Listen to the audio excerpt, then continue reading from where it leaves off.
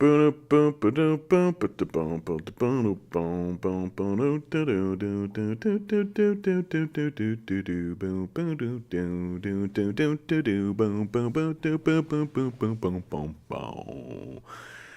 day today, I tell you what. Chill day today. Just slept in, ordered some food, bummed about. It's a beautiful thing. It's a beautiful thing. Just being able to relax. Just being able to have kind of a calm, quiet existence. As I'm getting older, I'm really seeing that, like, just these quiet moments to yourself where it's just you and nothing going on, nothing else. I treasure those moments more than anything else. Just being quietly in the space with the universe. Just you and your creator. I think that's something my grandfather would have said. Just you and your creator bumming around. Looking around, seeing things, doing whatever. I hope you guys are all doing well. As expected, right? The news is still going on and still reeling from the Palestinian crisis, from the invasion of Hamas into Israel, and the subsequent reaction to it. Like all things and like all events, right? It is going to fade out. It's going to fade out into obscurity. It's just going to become part of the hum, part of the news cycle, that the big debates that are happening in Canada are whether or not we should round these people up. That's what we're seeing in the National Post. And it is actually explicit that in the National Post, there is a conversation going on that is saying, should we be rounding up the people who are supporting Palestine? Got some people on Twitch here. Pelaminist TV7. I'm not communist. I like social democracy. Social democracies helped Sweden and Germany. And good evening to you, Simon. Hello, Ligand to Z. How you doing? Pelaminist. I think that how social democracy functions, you don't end up with social democracy without a virulent and powerful communist movement. That these social democracies in Sweden, even Germany, across Europe, they happen because of this looming threat of communism. And that the communists are the ones that are sitting there saying, just get rid of the capitalists. Just get rid of the capitalists completely. And so what you end up with is you end up with capitalists who, under the threat of revolution or expulsion, concede. You end up with concessions bargaining.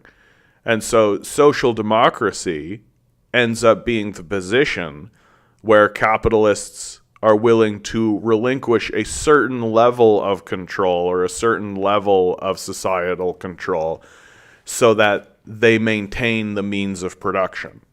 That rather than lose the whole game, which is losing the means of production, they'll give you something like healthcare. They'll let you have a vacation. They'll give you maternity leave. They'll do that kind of a thing.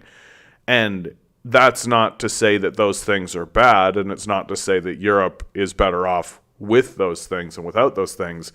But those things occur because of the threat of communism. That the capitalists are not negotiating in good faith and then saying, oh, it's logical, this is a good idea, right? That's not how it works. It's that the communists are knocking at their door saying, we could just make you go away. You could just simply not be in control of this anymore. You could just simply not be part of this game at all, and we could negotiate amongst ourselves in the working class about how to organize this thing without your influence at all. And under that threat, and if that threat becomes credible, and certainly during World War II and even post-World War II, that threat was credible, under that threat, capitalists will loosen their fingers, and they'll let you have universal health care. They'll let you have maternity leave. They'll let you have all of these sorts of things. Yes, and hello to you, Pelmenis. And I understand your position. I'm just trying to give you a historical framework of what will happen if you sort of rest on your laurels and come to believe that what is happening because of social democracy. Because what will occur, and what we've seen occur, and what's happening in Canada right now, is that without a credible threat of expulsion, right? It's not even revolution, just straight up expulsion, to say to the capitalists, we don't need to listen to you. We don't need to have you at the table. You don't need to be part of these negotiations, to depower the capitalists. That without that credible threat, the capitalists will begin to claw back all of these things. And the Social Democrats will help them do it. Because the capitalist ethos is to collapse everything back into slavery. That's what capitalists are trying to do 100% of the time, all the time, constantly. And if there isn't a credible threat from the working class to simply remove them from power, that's exactly what they're going to do. And the Social Democrats will not stand in their way. That the Social Democrats are usually careerists, are usually there just to sort of maintain a status quo, and ultimately will bend the knee to capital. That's ultimately how they go. Hello to you, Jidox. Hey guys on YouTube, how you doing? Larry, good to see you. Mikhail, good to see you. Eric, always a pleasure. Nova Scotia, absolute pleasure to see you. So this is why I don't support social democracy. Because at the end of the day, social democracy will simply social democracy will not protect you. That's not the force that is protecting you. Jidox says, I was told by someone here on Twitch named Nominal Naomi who told me they were postmodernist and a Marxist, and she said that Leninists are right-wing when I debated them. I mean, there is a great debate amongst communists about the nature of Leninism and Stalinism. I don't bother getting into it. I don't see it as valuable. I see no value whatsoever in communists trying to pick apart each other's communism, really. Like, we are living in the heart of capitalist imperialism. It is not valuable to drive wedges between each other. It is the thing that we should be doing is coming together, working together in order to challenge power meaningfully, right? Oh, if they're a Vashite, you can just ignore them. They don't know anything. Like, Vashites are just dumb. Like, full stop. Illiterate boobs who I don't really understand why people watch Vash. Like, he's a moron. He's confessed to being an FBI asset. He's and most importantly, like, and really, like, I think this is the big condemnation I have for him. He's boring. Like, he's just desperately boring.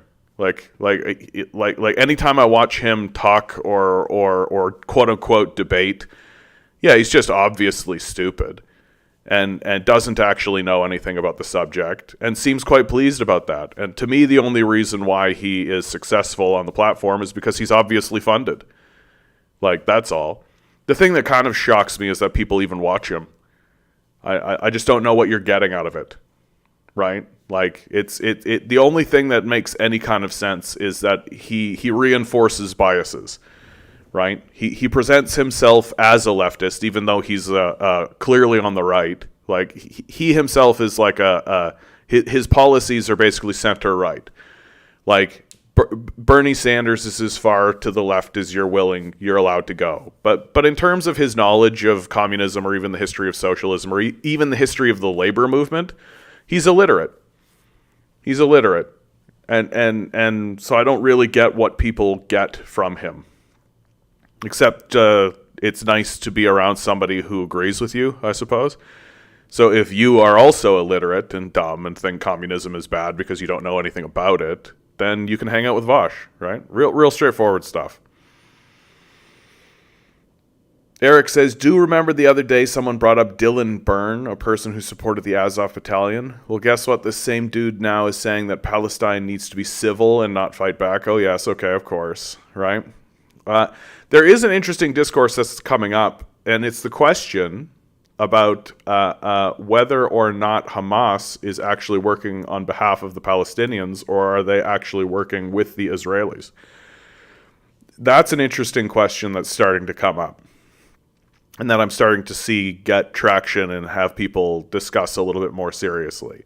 That rather than it be the Palestinians attempting to find peace and living in this kind of thing and negotiating their way into a position, that Hamas exists as an organization specifically to antagonize Israel, which then gives Israel the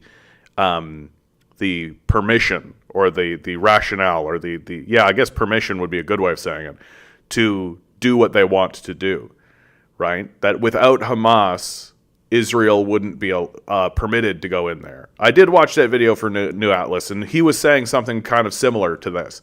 And he's not the only one. That Hamas's attacks are what allow Israel to commit its worst actions. And that if it wasn't for Hamas, then Israel would either not be able to do it, or if they did do it, then it would be obvious. Like if suddenly Israel was dropping white phosphorus on Gaza for no reason, like no attack whatsoever, then it would be obvious to everyone what was going on. But because there's this attack from Hamas, now they can drop white phosphorus. Now they can engage in siege warfare, right? Now they can do this kind of stuff, right? So they've been given permission by it from Hamas. And there is evidence to suggest that Hamas is in bed with Western forces specifically to facilitate this kind of situation. So in a way, it's the narrative of this idea is that it's very similar to how the liberals and the conservatives are allies, or the Democrats and Republicans are allies, right? Democrats and Republicans are allies. They work together to facilitate a similar goal, even though they pretend to be in opposition. Well, so too would be, given this narrative, so too would Israel and Hamas, that they are allies, even though they pretend to be antagonists to one another. I don't know to the degree that is true, because I'm not an expert on Hamas, honestly. And I also think that narrative, while it makes a type of sense, and I think it does make a type of sense, I also think that within Hamas itself is likely a large segment of the population that is simply just acting out of rage. Just rage-based, anger-based, striking out is fine. Like attack is probably the mindset of the people who are actually within the organization. You can perhaps create a critique of Hamas at the highest level in terms of its strategic success, because it is true. Like, it is true to say that this is not exactly a strategic win, right? This is not exactly a strategic win. That what it has resulted in, if you were to talk about it from a cynical kind of gamesmanship standpoint, strictly strategically, is that while the Ghazians were able to strike out, break out, hit back very briefly, it has essentially given Israel permission to engage in siege warfare, cut off electricity, cut off water, drop white phosphorus on Palestinian citizens. And so from a strategic standpoint, doesn't seem like it's a big win, doesn't seem like it's a big success. But then there's also the other side of it is, I don't think there is such a thing as a strategic success anymore. That the concept of a strategic success means that the world is going to somehow come to Palestine's aid. And I think the Palestinians themselves likely think that that's not going to happen. They likely are sitting there going, well, who gives a shit what the rest of the world thinks? That's likely the position of the Palestinian people. that the rest of the world is not coming to help them. The rest of the world is not giving them aid. The rest of the world is not decrying this genocide. The rest of the world is not speaking out against it. If anything, it's the exact opposite. And so when we start talking about this cynical, strategic mind, well, who gives a shit what you think? Like, this is more or less what I think of when I saw this new Atlas video. I really was sitting here being like, I mean, I understand the logic. I understand the concept of the gamification of the situation. But the Palestinian position is, who fucking cares what you think? You fucking white man sitting, being comfortable in your place. Who gives a fuck? Like, who cares? Like, Westerners do not have the right at all to have an opinion about the Palestinian people. That is my position.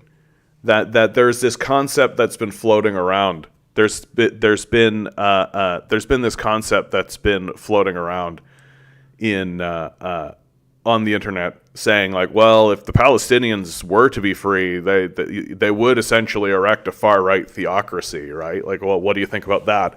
And my response has steadily been, we don't have the right to think anything about it. Like, who gives a shit what you think? Like, who cares what Westerners have to say about how Palestine decides to organize itself should it ever be free? Leave them alone. How about that? Just leave them the fuck alone. Your opinion very recently was that we should commit a genocide against these people. Who cares what you think? And I somewhat think this way when it comes to the strategic reality of the situation that's going on in Gaza. Yeah, okay, he lives in Thailand, wonderful. Like, from the Palestinian perspective, right? From the Palestinian perspective, I don't think that they could give two shits what those guys have to say. Like, I don't think that any Palestinian anywhere at any moment should give two shits about what anybody thinks about the situation that they are dealing with. That they are the ones dealing with it. That it's all well and good to say we support the Palestinians and we support their struggle, but they're going to do what they're going to do, right? They're going to do what they're going to do, and they know more about the situation than we do. And saying, well, you shouldn't act out of emotion. Okay, cool, champ, thanks. Thanks for the feedback, my man. Like, for real. Thanks for the feedback. Like, it's brutal. Dragon Fruit, good to see you. Over 75 years, Israel has stood as the ultimate guarantor of security of Jewish people around the world, so that the atrocities of the past could never happen again. Joe Biden. Yeah, I mean, Joe Biden has been in lockstep with them. He calls himself a Zionist, right? No, that's fair to say, Ligon to Z. Brian does do good work. He does do good work. And ostensibly, New Atlas and Brian, very specifically, I think are well-meaning. I think that they are trying to help. They are trying to create a perspective. They are trying to shed light on the situation. And moreover, they are in support of the Palestinians. So he is not saying, oh, what a bunch of dumbasses, this is what they should have done. I think that he is trying to raise his voice in such a way so as to help. But the truth, the hard-nosed truth about the situation is that the Palestinian people have every single reason to be screaming their head off for blood, and they have literally no reason to listen to us. They have literally no reason to listen to us. I don't understand why anyone thinks that they should listen to us. Like, why would they ever think we have a leg to stand on? Why should they sit silently and listen to what we have to say, or even contemplate it or take it seriously at all? What has convinced us that we even have the right to comment on their situation? Like, to me, that's where it starts. Like, I get that they want to. I get that they feel like that's going to help. I get that they want to put their voice into it. I just don't understand why anyone thinks the Palestinians should pay any attention to it whatsoever, or even take it seriously at all. Beyond the statement, Palestine should be free, right? And if you're not going to actively fund them, if you're not going to actually funnel resources, and if you're not actually going to send aid, if you're not actually going to do that, if you're not going to lobby your government even specifically to do that very thing, like I just don't know why they should listen to you, right? Like I wouldn't. If I was living in that situation and some guy living in Thailand was telling me to calm down, fuck off. That's what I'd be saying. I'd be snickering.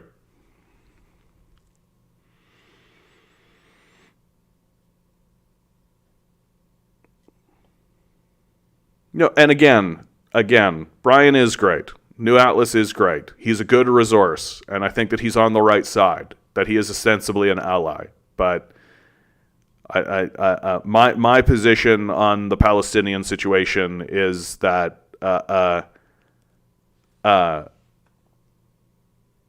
my situation on the Palestinian crisis, on what's going on, is that everything they do is reasonable. There is no depth any longer. Like, there really isn't. That the stories of child beheading and rape and all of that kind of stuff, right? All of that has been completely debunked almost immediately, almost in real time, right? Like, Joe Biden stood up. I never really thought I would see having confirmed pictures of terrorists beheading children, right? Biden hasn't seen photos of decapitated children. That's from the White House itself, right? Another administration official told CNN later that neither Biden nor the administration have seen pictures of confirmed reports of children or infants beheaded by Hamas. Okay? So that's just, like, not happened, right? Like, straight up. Has not happened. So they're lying, right? They're spreading war propaganda. But, like,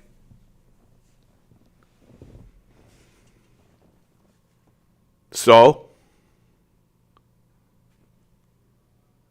like, Palestine has been occupied for 80 years. It is a genocide. It's like the most extreme genocide that exists in the world today. A bunch of these 18-year-old kids, because the average age in Palestine is 18, right? They break out of their prison and they go on a murderous rampage and they kill a bunch of babies. So? Like, I'm shocked. Like, hate to break it to you guys. Like, there's no bottom here, right? Like, the people who are maintaining the genocide have no moral bottom to their depravity. Like, these are the same people who are keeping Jeffrey Epstein's pedophile island afloat. These are the same people who enslave populations, who go in and destroy people. And, like, the major critique is that when a group of them managed to break out of the concentration camp that were keeping them in, they killed some kids. Yeah, I don't give a shit at all. Like, I don't. I just don't. It's not. There's no moral parity. It's just crazy. And it's crazy to think that somebody would sit there and be like, oh, I can't believe that the slaves who were committing a genocide, we murdered their parents in front of them and their daughters and their wives, and we've put them in grinding poverty and have put them in an open-air concentration camp, and when they got out, they killed one of our kids. Like, bum, bum, bum, bum, don't give a shit. So it's worth it for posterity to say, yeah. Like, it's worth it for posterity to say, like, yeah, it's a lie. Like, it's not real. Like, there's no basis of the claim. We got Bad Empanada, yeah, another ally, saying, it made a video today, showed the origin of the claim. Yeah. All of that kind of thing. Larry, do you care that they're calling for violence against me and my family? Like, specifically you and your family? Like, if these people are living in Palestine and they're, like, speaking out of a place of deep rage, like, they have every right to do so. Like, if you don't like it, maybe you should write to your congressperson. Maybe you should write to your senator. Maybe you should write to your MP and be like, hey, why are we maintaining a genocide there? Like, why are we fostering hatred against these people so effectively? Like, of course they're going to call for violence against you and your family. Should they not? Like, should they not? Yeah. Of course they're calling for international action because we need international action. Because this is an international crisis. Israel is supported by the United States. Israel is supported by the largest military in the world. This requires international action. We actually do need to confront the imperial system about this. Right? Like, that's what it's going to take to end this crisis. It's going to take the dark heart of the United States imperium to stop.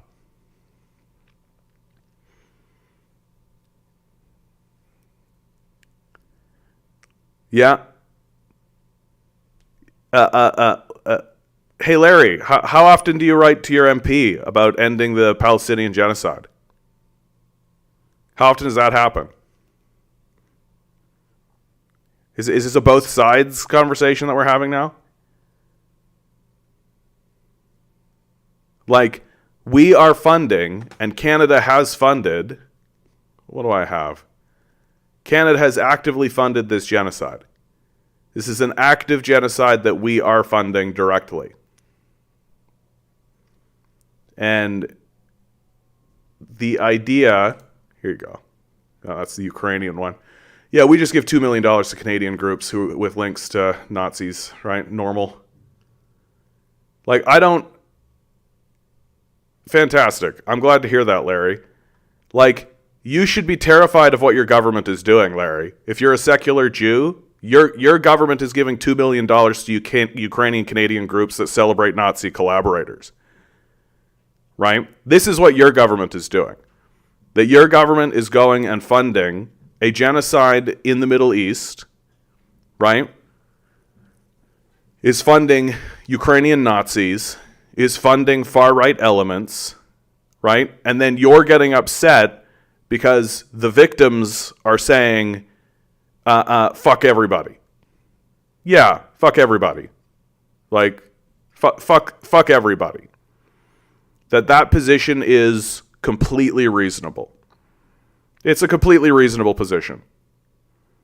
And if you want them to stop saying it, if you would like them to stop saying it, then turn your ire away.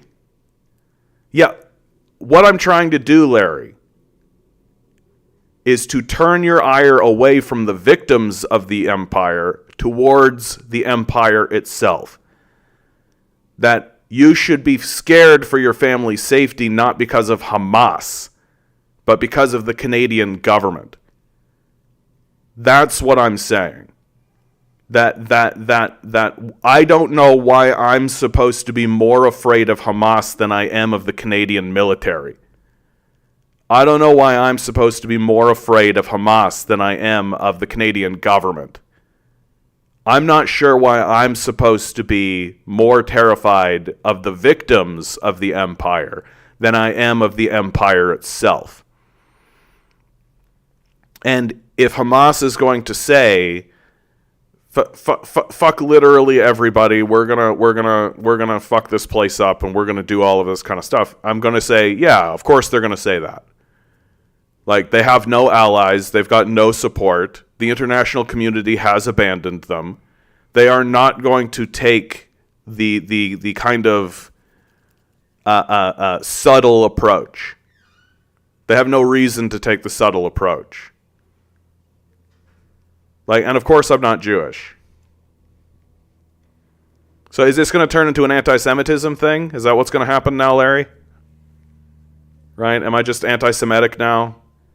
Because I understand that people who are experiencing a genocide are going to talk shit?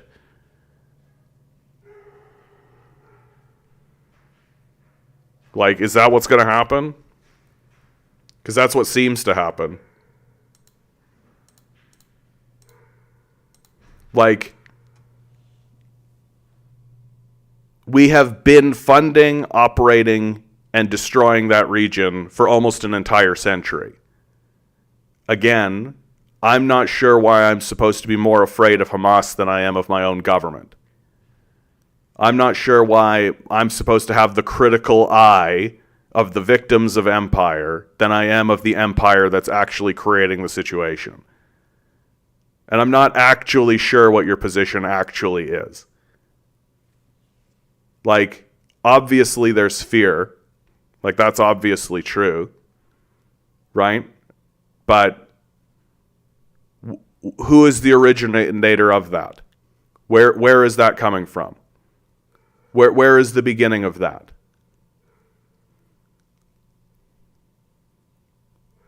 I'm glad to hear it, Larry. I'm glad to hear it. I am sorry that you are afraid. I am sorry that you are afraid. That fear is a tool of the empire. That is what they use to keep people in line, to keep people from focusing their gaze on the empire. And for goodness sakes, the most meaningful conversation we're actually having in the society today is whether or not the people who are going out in celebration of Hamas or in support of Hamas should be rounded up or not. We have an article from Chris Selly that says, let the pro-Hamas protests go on so that Canadians can face the vileness. That the conversation is Hamas propaganda and rhetoric is going to galvanize my Nazi fucking neighbors. I mean, the Canadian government supports Nazis. So, like, I understand that position, Larry. Like, I do. But if I'm Hamas, if I'm Palestine, I don't know why that's my problem. Like, seriously. Like, you live in the imperial core. They have been experiencing a genocide for 80 years. At no point are they going to sit there and actually think, well, what about what harm is this going to cause in the imperial core? For them, I think that would be considered a victory. As horrible as that is to say, but that's the truth. Because we're, like, even though we are ostensibly standing here saying free Palestine, like, we're not their allies. They don't consider us allies. Like, I don't know why they ever would consider us allies. Like, even if we were standing here saying free Palestine, even if we created and organized an organization, right? Like, should they ever experience their freedom, we're not going to be able to walk into Palestine and be like, hey, buddies, how you doing? Like, that's not happening. Yep. France just banned pro-Palestinian protests. We've got footage of the British rounding people up and arresting people. If you walk down the streets with a Palestinian flag in Britain, you go to jail. So Europe is having a hard right turn at this point. Yep, there was literally a Canadian neo-Nazi group that paid homage to Yaroslav Hunka at his monument after the parliamentarians' ovation. And, like, yeah, so much for democracy, right? So much for democracy.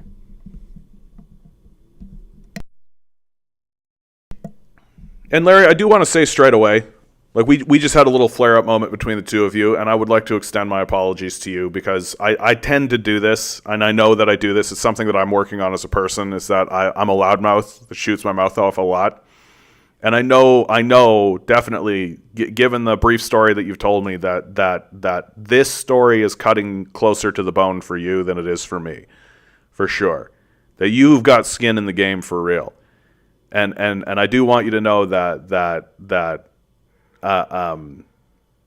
I respect that position.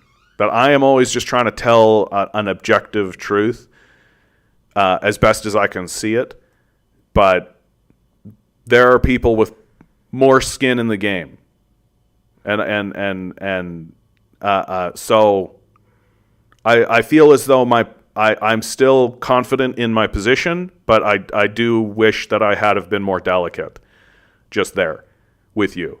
I do wish that I had have been more delicate, and I wish I had have gone about that a little less bluntly, a little less with a hammer, a little more with a needle, a little more precision in that conversation. So I just want you to know that, Larry, that I'm not trying to hurt your feelings or make you feel bad or anything like that. And I do hope that you are safe, and I hope that things are going well for you out there, because this is a difficult time, and it's going to be a difficult time. It's going to be a difficult time for everybody.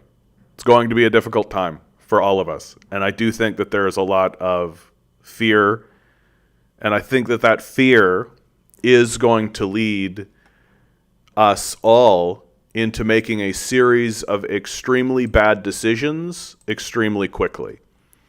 I think that we're going to make a bunch of extremely bad decisions extremely fast.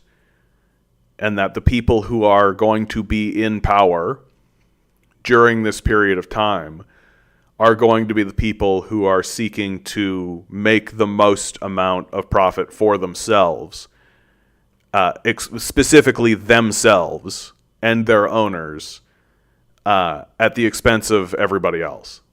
And so they will absolutely galvanize our fear. And that they will absolutely, to turn this away from Hamas, and to turn it into something a little bit more ubiquitous, a little bit less closer to the bone. It is very much how the trucker convoy was used as a galvanization. They galvanized our fear against the trucker convoy. Absolutely, they made us afraid. And they used our fear in order to keep us from focusing our attention on the government. And that the statement that I was continuously making, and I still make about the convoy, is I don't know why I'm supposed to be afraid of 1,000 truckers more than the government, more than the military.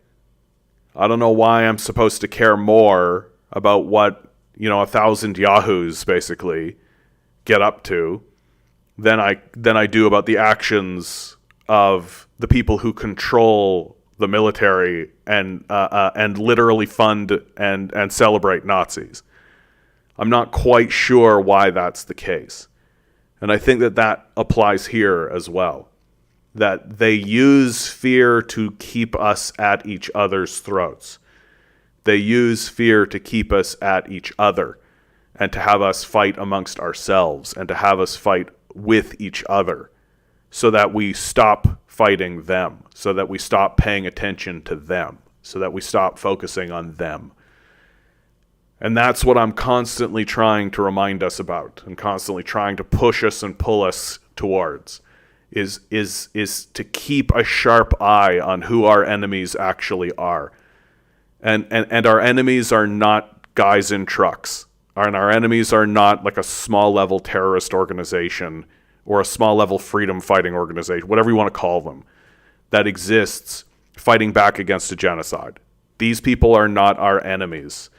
And while it's useful to talk about the ways in which the politics that exists between these groups, the true politics exists between the working class and the ownership class.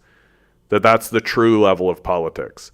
And if we don't constantly remind ourselves of that and don't constantly refocus our sight towards them and what they are doing, then they will win, and they will continue to win.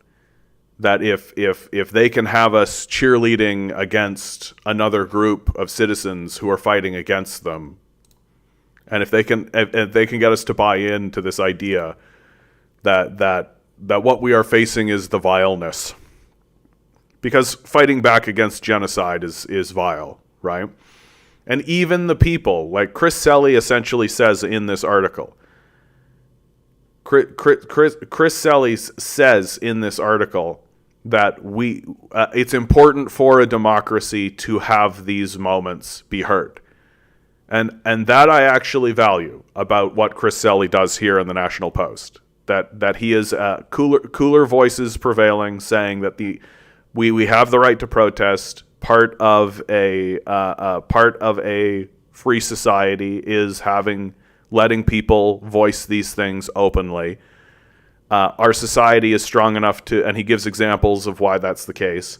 But fundamentally, he, like everybody at the National Post and the Globe and Mail and the corporate media system, denies the existence of the genocide. That it just is omitted from the conversation completely. And as long as you omit that from the conversation, then you can say what you like about it.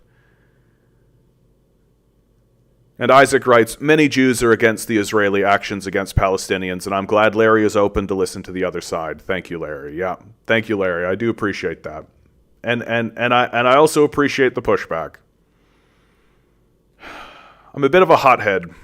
I admit it. Seamus from Twitch writes, Brits really keep tripping over their dicks for the past 70 years here. Seems to be the case, man. I don't think they ever didn't. I think that the history of Britain is essentially just a bunch of guys stepping on their dicks the whole time. Seems like.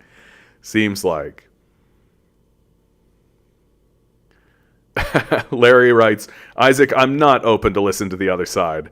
Fuck Israel. I have no attachment to that fascist ethno-state. There you go. In the strongest terms possible. Yeah, I mean, the existence of Israel is predicated from Britain, right? It's the British mandate that they started emigrating Israelis and Jews to Palestine, and then literally funded and supported an ethnic cleansing campaign throughout the 40s with the help of America.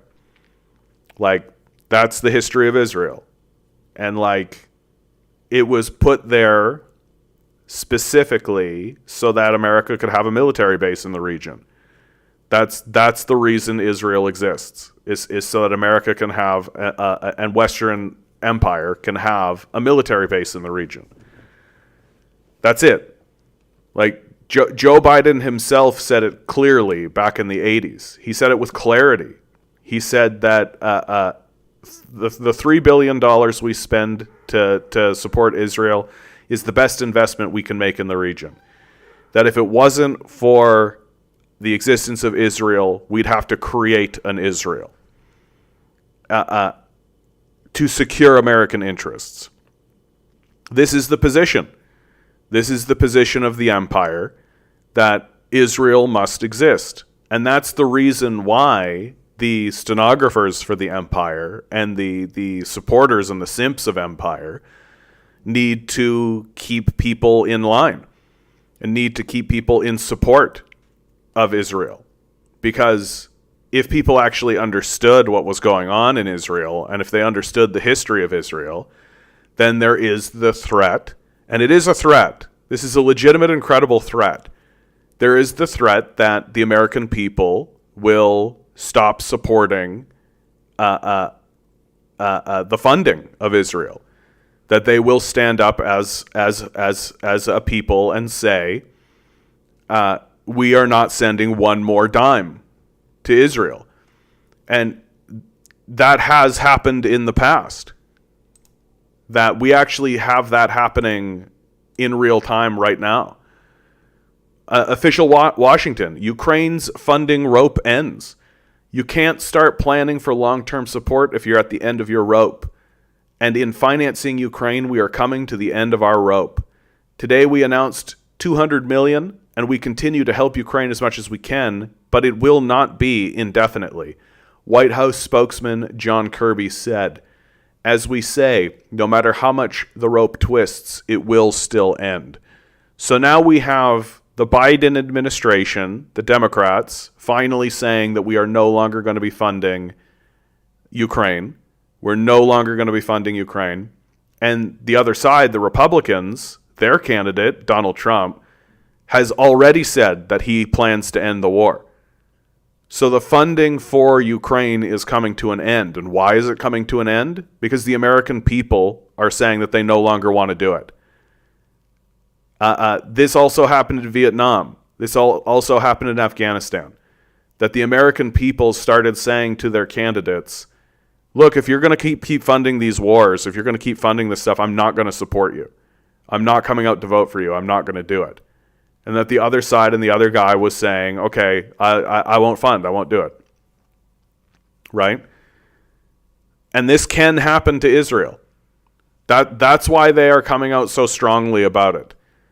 Because Israel, above everything else that's going on in the rest of the world, Israel is the jewel. They need Israel. If Israel is not there, they will have to create a new Israel, and it will set the empire back 100 years. It will set the empire back 100 years. If suddenly they were to defund Israel and to stop supporting Israel. Yeah, I had a feeling because of this new war, they won't be able to continually fund Ukraine. Well, we knew that was going to happen. We knew that was going to happen. No, I don't think anybody was sitting here being like, this is going to be an infinite, indefinite, everlasting situation. The Americans have kind of gotten what they wanted, right? And what they actually want, hindsight's 20/20, right? What do they actually want, right? And there's a great theory that exists called the grand chessboard, right? And the basis of American diplomacy, I'm going to pull up Google Maps while I talk about this. The basis of American thinking in the rest of the world is, okay, well, we as America know that we can't actually own this territory.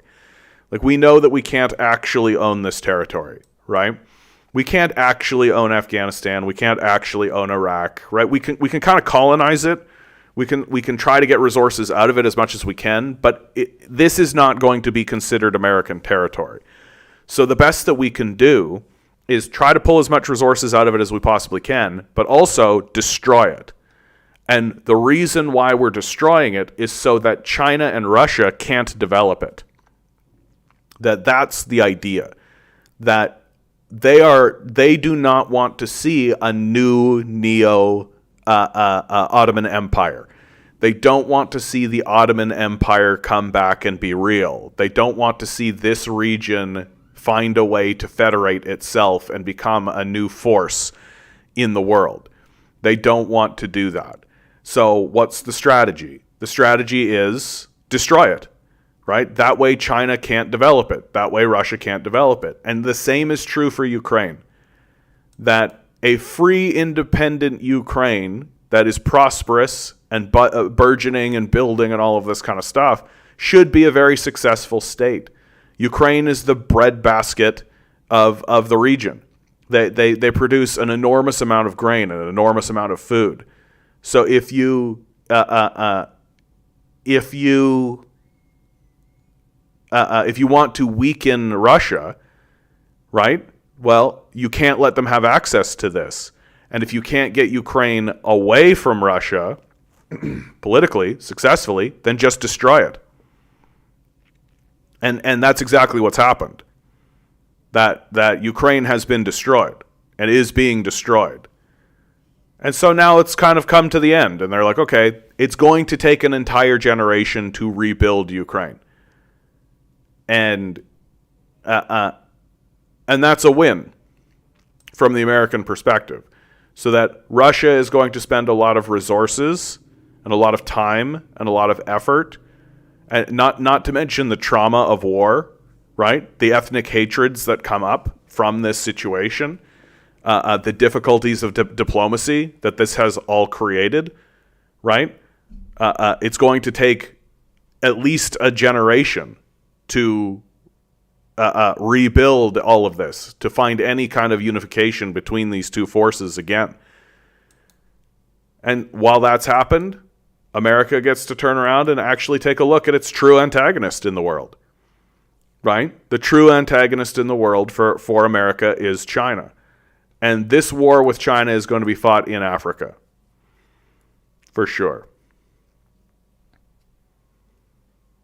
Generation Y me, wow, I wonder if this really means they'll stop sending billions to Ukraine. I don't imagine it does. It probably means they'll make a big deal of whenever they do give money, and the money will be a little smaller. My feeling is that they're just going to hand everything over to private interests at this point. That Ukraine has more or less already been carved up into private money deals. Like, Ukraine is going to be an extremely corrupt, sort of lawless state, right? Nobody's going to stop corporations from doing whatever they want in that region. And they're just going to own the place and tear it apart. And it'll be like cyberpunk. It'll be literally just this world where corporations will essentially negotiate with each other, and there'll be little to no government control whatsoever. And the government control that does exist will basically be Nazis, who will essentially act as thugs on behalf of the corporate power structure, right? And that the corporate power structure will basically just do what it likes.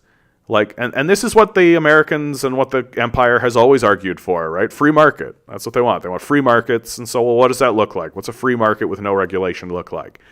It looks like corporations buying up everything, tearing the place apart, negotiating amongst each other, while basically using whatever state power exists to suppress the workers, right? Through pretty overt Nazism. And that's more or less what has happened in Ukraine. Zelensky has sold the place off. That he's basically that rat in a sinking ship. Cottonmouth writes, the West is still the best in spite of all evidence. Yeah. Again, it's the train robber ethos, right? We're going to go over here, and over here and steal as much resources as we possibly can, not to mention the resources we actually did steal from China.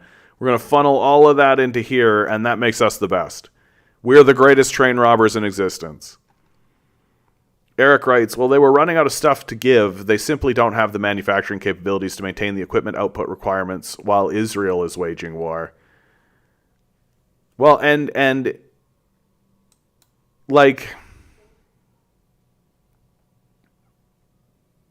there's just no way that Ukraine was going to be able to... There's no way this thing was going to be sustained. You have major pressure coming into Ukraine from Russia.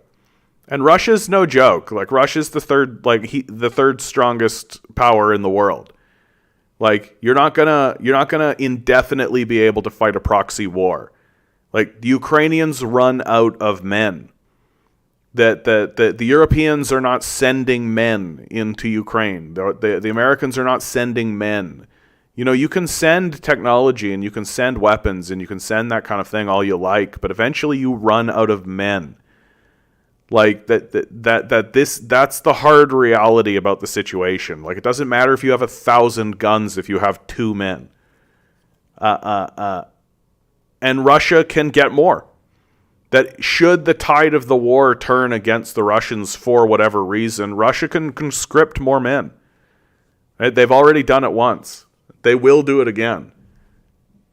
None of that is happening in Ukraine. I've been saying this the entire time. That is what draws this war to an end. Is that finally the Ukrainian power structure says we need more men to the front, and the response will be there are no more men. These are the men. this is what we have. And it's not going to be enough. And the Russians will walk forward, and that will be the end of it. And if there ever was a time where the line genuinely started to move back against the Russians in a way that was serious, the Russians would draw up more men. They would get more men. And that's what would happen. Methane's correct. That's okay. BlackRock will profit from rebuilding it all. They still make out like bandits from it all, even if they aren't sending aids and weapons. Yeah, I mean, that's the truth, right? Make money blowing it up, make money rebuilding it. This is your grand economy. This is your capitalist innovation right here, right? You make money dropping the bombs, and then you make money rebuilding it, and then you make money dropping the bomb, and then you make money rebuilding it. And it all just comes down to whether or not you have the political will, which is the compliance of the citizenry. That if the citizens are compliant, if the citizens are willing to go along with it, then you can continue doing that. And that it's not until the citizens say no that you have to stop, which is why the propaganda system needs to be so robust. It's why the propaganda system needs to constantly churn out the idea that we are the good guys in spite of all evidence.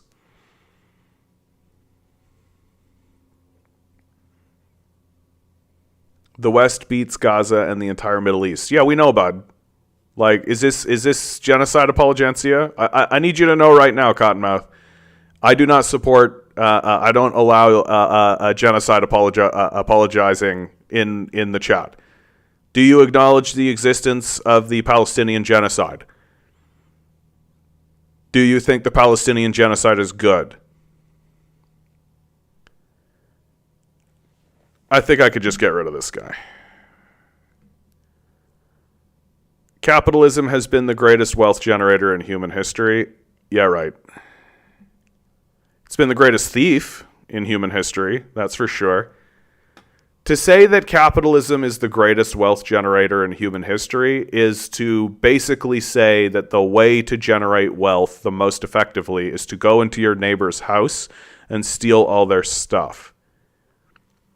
That's it. That's what the argument actually is. And the people who say that capitalism generates wealth better than any other system are actually either ignoring or are completely complicit in this overt, very clear, very obvious system of theft.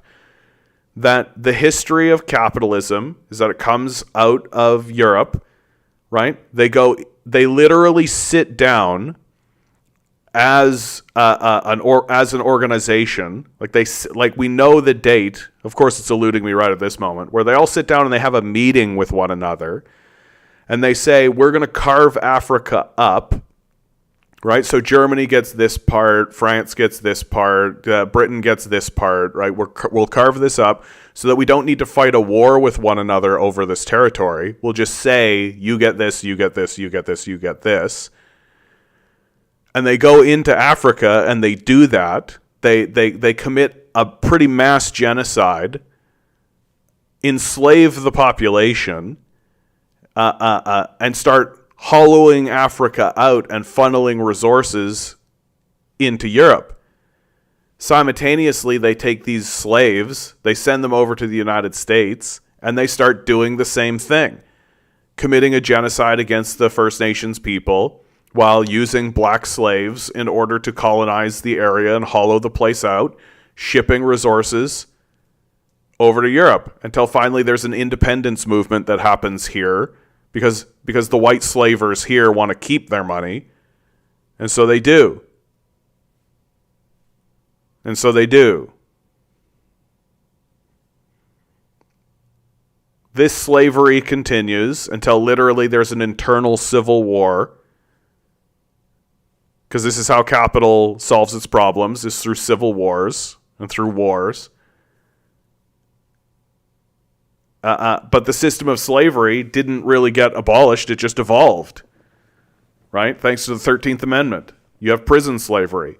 We still have wage slavery. And the struggle continues. And while this was all going on, the genocide against Africa, the genocide against the First Nations people, we also managed to enslave much of the South American continent. Like, while simultaneously being involved in China, while simultaneously being involved in the Middle East. Like, capitalism's efficient model is a model of theft. Explicitly. It is a model of theft. That the way capitalism works is by going into your neighbor's house, shooting them, enslaving their children, and having the children work for you while you do nothing at all. That's the system of capital. That's how it works. And so I'm not going to have apologists for it in chat who are just spewing nonsense, especially as you act as an apologist for a genocide that's ongoing. Right? Even Google has this as little dots. Isn't that lovely? Little dots. Oh yeah, little dots. These little dots will be gone soon. Thanks, Google. You're the best. You're the best. Yeah, it will take more than one generation. Just think about the Vietnam War, people still suffering, and there are all the live shells that are now buried in East Ukraine, yeah. They still find live shells from World War II in Europe to this day, and we have 330K shells being shot daily for over a year, yeah. Wealth is one-dimensional money for most people. What about wealth of friends, experience, etc.? Yeah. This is something interesting that was pointed out. I think it was I forget which economist said this, but it's that we have economized our entire life. That if things can't be justified explicitly and exclusively from an economic perspective, then they can't be justified. And it's a religion. Like, it's this worship of money. Moultrie Most writes on Twitch, "You're very good at explaining concepts simply." Oh, thank you. I appreciate that, friend. That's what I'm here for. I am here to do that. Yeah, not easy ones like imperialism. I mean, it's so funny to me, bud, because a lot of this is actually simple. It's made complex on purpose, right? And don't get me wrong, when you go into and be an expert in it, there are nuances and there are complexities. But when it comes to explaining the situation generally as a story, it is actually simple. And that these simplicities are usually made complex on purpose. That the people who are benefiting from the system of capital want you to try to think of it in a complex way so that they can lose you and they can obfuscate the situation. When the truth is that the situation is usually very simple. That America and the system of capital wants wealth for itself, and they go into regions and take it. And that's it. Like, that really is it. Like, that's the basis of all of it. That Western capital wants more for itself and nothing for anyone else. And everything flows from there. And their justification for why that's okay is because we say so. That's it. Like, that's it. Magikarp, love that, bud. Magikarp, that's a solid name. Pokemon name right there. Hello, Soviet Canada man. Good to see you. The Infamous, good to see you. I don't know if I said hello to you, Isaac, or Generation Y Me. Good to see you guys. Thank you guys for being here. I really appreciate that. I really appreciate you guys being here. It fills my life with joy to know that when I hit record on these streams, you guys are out there. Please be sure to like, share, subscribe. It does actually help with the algorithm. It does actually help. If you have $1 jangling around in that pocket, be sure to send it to my Patreon. It gets you into the Discord.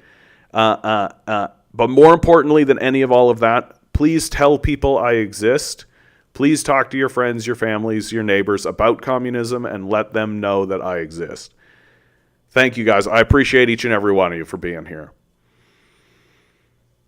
Yeah, have a good one, Generation Y Me. I know how that is. Applying for work is a full-time job. It absolutely is. The Infamous writes, "We are saying that something is wrong with capitalism. There must be better distribution of wealth, and maybe America must move towards a democratic socialism. If America does not use her vast resources of wealth to end poverty and make it possible for all of God's children to have the basic necessities of life, she too will go to hell. It's from Martin Luther King. Yeah, these are the quotes that you never hear from Martin Luther King anymore, right?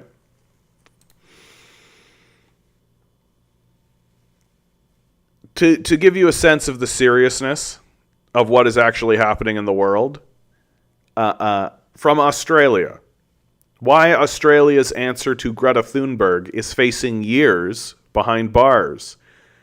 At 19, this climate activist is now facing serious legal consequences over a foiled protest outside the home of the boss of an energy giant in Western Australia.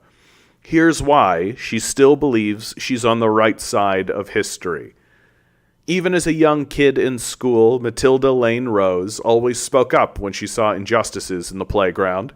Later, at the age of 15, she'd stand in front of hundreds of students engaged in the school strike for climate rallies with a megaphone. For her, the anxieties and fears now famous climate activist Greta Thunberg held of the future amid climate change were relatable, and seeing someone the same age taking action was empowering. I just decided I'm going to do something to stop this rather than just accept it, Lane Rose told SBS News on her decision to campaign for climate justice. It just felt natural. 5 years later, Lane Rose has become a prominent young climate activist, and the university student, now 19, faces charges of conspiracy to commit an indictable offense. She's also been slapped with a violence restraining order, had her home raided and possessions seized, and been banned from associating with fellow campaigners.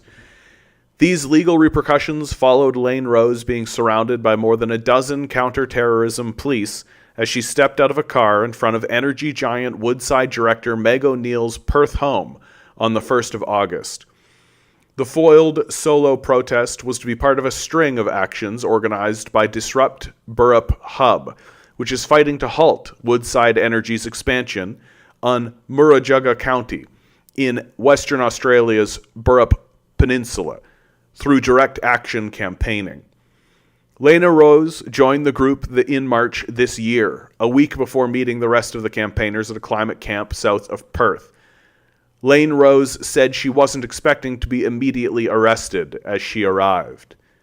She now suspects that the WA Police Force State Security Investigations Group had most likely been monitoring the campaigners in the days before her planned protest at O'Neill's house. I didn't really have time to feel fear. It was such a nervous lead-up to arriving at the house that morning. There was so much adrenaline coursing through me. Without that, I would have been absolutely terrified, Lane Rose said. Climate activism and Australia's right to protest. State governments have started taking stronger action against disruptive protests. Denna Violet Coco was the first person to be handed a prison sentence in December last year for blocking traffic on the Sydney Harbour Bridge under new laws passed by NSW. The state introduced penalties before her arrest targeting people whose actions disrupt businesses and economic activity, such as by blocking roads and ports, with up to 2 years in maximum security prison and $22,000 in fines. Alongside NSW in the past few years, South Australia, Tasmania, Victoria, and Queensland have all passed laws against disruptive protests, carrying severe penalties. Human Rights Law Centre's senior lawyer David Meja Canales told SBS News, these laws are not only anti-protest, but they are also anti-people. Australia's democracy is stronger when people protest on issues they care about. The overreaching actions of government to protect fossil fuel companies is an attack on our right to peaceful protest and our right to a healthy environment, Meja Canales said. Peaceful protest takes many forms, sometimes disruptive, and that's why it's effective, because it disrupts the everyday to demand attention for a cause. A spokesperson for the WA government told SBS News, considering Lane Rose's matter is before the courts, it would be inappropriate to comment, adding, the state government acknowledges that people have the right to protest peacefully and respectfully, although they're passing laws to prevent just that. After being released from custody as a condition of her bail, Lane Rose was banned from associating with 6 people in the Disrupt Burrup Hub campaign, which she described as being intensely isolating. Also, seems like a complete violation, but that's fine. I felt like I couldn't talk about what had happened with anyone, which was probably why those bail conditions were in place, Lane Rose said. Describing herself as being a stickler in school and the type of student who would remind the teacher there was homework due, Lane Rose is grateful for the support of her parents. No mother ever wants to see their daughter getting hauled off by cops and arrested, but they know what I'm doing is for a good cause. Being given a violence restraining order is disheartening for Lane Rose, who said she'd love to see the resources put into investigating me and other climate activists being funneled into preventing domestic violence. Mejes Canales said the orders go far beyond what can possibly be justified. Woodside should drop these undemocratic orders now, he said. Responding to SBS News' interview request, a Woodside spokesperson said the company supports respectful, open, and robust debate as we progress through the energy transition. These people are demons, eh? These people are literal demons. We do not support illegal activity and invasion of personal privacy, the spokeswoman person, before pointing to Woodside's online statement on activism. Woodside condemns unlawful acts that are intended to threaten, harm, intimidate, or disrupt our employees or any other member of the community going about their daily lives, the statement said. So anti-protest. We believe these actions should be met with the full force of the law, and that's why they're going to fund that. It is misleading for extreme groups to describe their activities as harmless. Nobody describes protest as harmless. It's peaceful, but not harmless. That's the point. Recent incidents have had deliberate direct impacts on people and risk community safety with a range of harmful consequences. Yeah, such as the profits of Wood. What's the name of this demon organization? Woodside. Yeah, the profits of Woodside, right? Yeah, of course. Last year, the UN Special Rapporteur on Climate Change, Ian Fry, warned the Human Rights Council that the huge human cost of the climate crisis is being ignored. We are faced with an intolerable tide of people moving from their homes due to the impacts of climate change, he said. First Nations voices are at the front of the Disrupt Burrup Hub campaign. Murujuga is home to the world's largest and oldest collection of rock art, with some of the petroglyphs estimated to be more than 45,000 years old. In September, Balardong Nugarg, community leader and Disrupt Burrup Hub campaigner Desmond Blurton, conducted a smoking ceremony outside Woodside director and former WA treasurer Ben Wyatt's home, and called for answers as to why Wyatt would allow the destruction of Murujuga. Money. Money. Blurton told SBS News he felt tribal land was being ripped up for money. There you go. Thanks, Blurton. The oldest conservationist in the world is Aboriginal people such as myself. We have to keep this land pristine. We have kept this land pristine for thousands and thousands of years, but it only took the colonizers a couple hundred years to desecrate our land and our culture, Blurton said. I applaud people like Lane Rose standing up for tribal land alongside us, and I know that my ancestors applaud her as well. The WA police spokesperson said patrols have been made at the time of Blurton's protest, but no offenses have been detected. If found guilty, Lane Rose currently faces 3 years imprisonment if the case is dealt with summarily in the magistrate's court. The prosecution is expected to argue to have her charges moved to the district court in the next hearing of 7th of November. If convicted in the district court, Lane Rose would potentially face a 5-year sentence. Despite the gravity of the potential sentencing, Lane Rose doesn't feel it will have much of an impact on her future work opportunities, considering she sees herself working for a human rights or environmental organization. I don't think I'm ever going to be the sort of person who wants to compromise my values, she says. Lane Rose is waiting to see a societal shift in the way climate protest is perceived. I think decades into the future, people are going to look back at myself and the other climate protesters and see what we were doing in a very different light, she said. In the time since August, she has reflected on her actions and the impacts her own planned protest allegedly had on O'Neill. I think it's uncomfortable when you're held to account for doing bad things, like it was uncomfortable for me to be arrested and have my house raided, she said. Ultimately, Lane Rose still believes her actions were justified. I can go to bed at night and feel sound with my decisions, she said. The people we are fighting back are demonic. The people we are fighting back are demonic, without a doubt. Like literal demons who are happy to trade breathable air, drinking water, food, stability for money. They're happy to do that. And we're watching them do it in real time.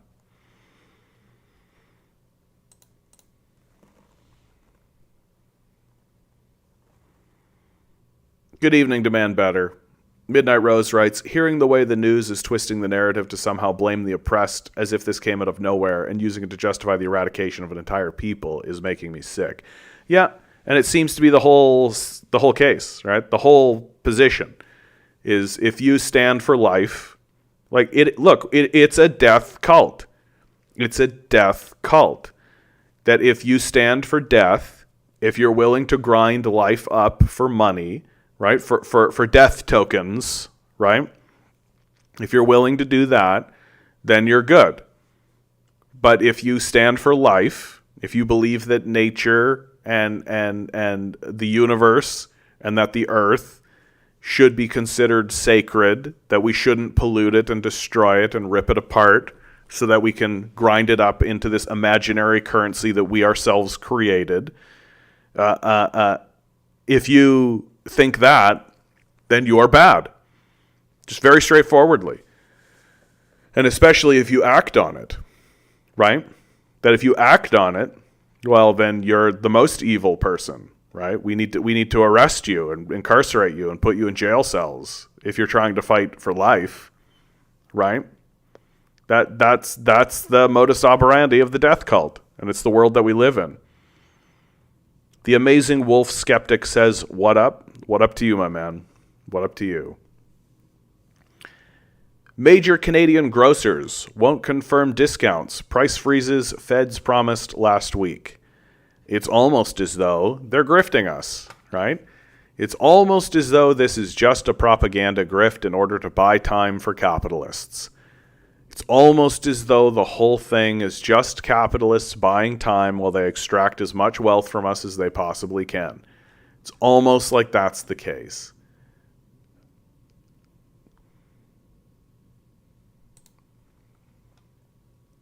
From the Communist Party of Canada, releasing a statement. End Zionist expansionism and genocide.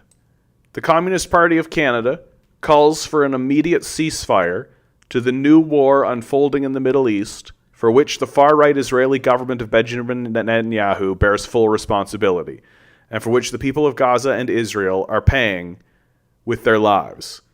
The Israeli government and its Zionist expansionist aims has rejected a peaceful and democratic solution, which would include the immediate creation of a Palestinian state, comprised of the land occupied by Israel since 1967, including the West Bank and Gaza, with the capital in East Jerusalem, and including the right of return of Palestinians in exile, as set out in numerous UN resolutions, including Resolution 424.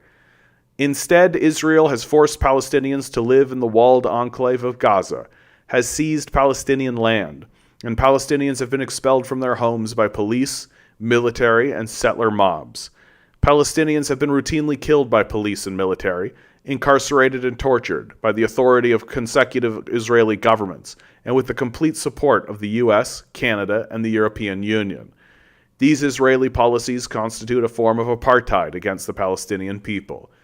With no sign of any political solution that would save the Palestinian people from the genocidal policies of the Israeli government, Hamas has responded with a military action against Israel with the aim of creating a new and more favorable balance of political forces.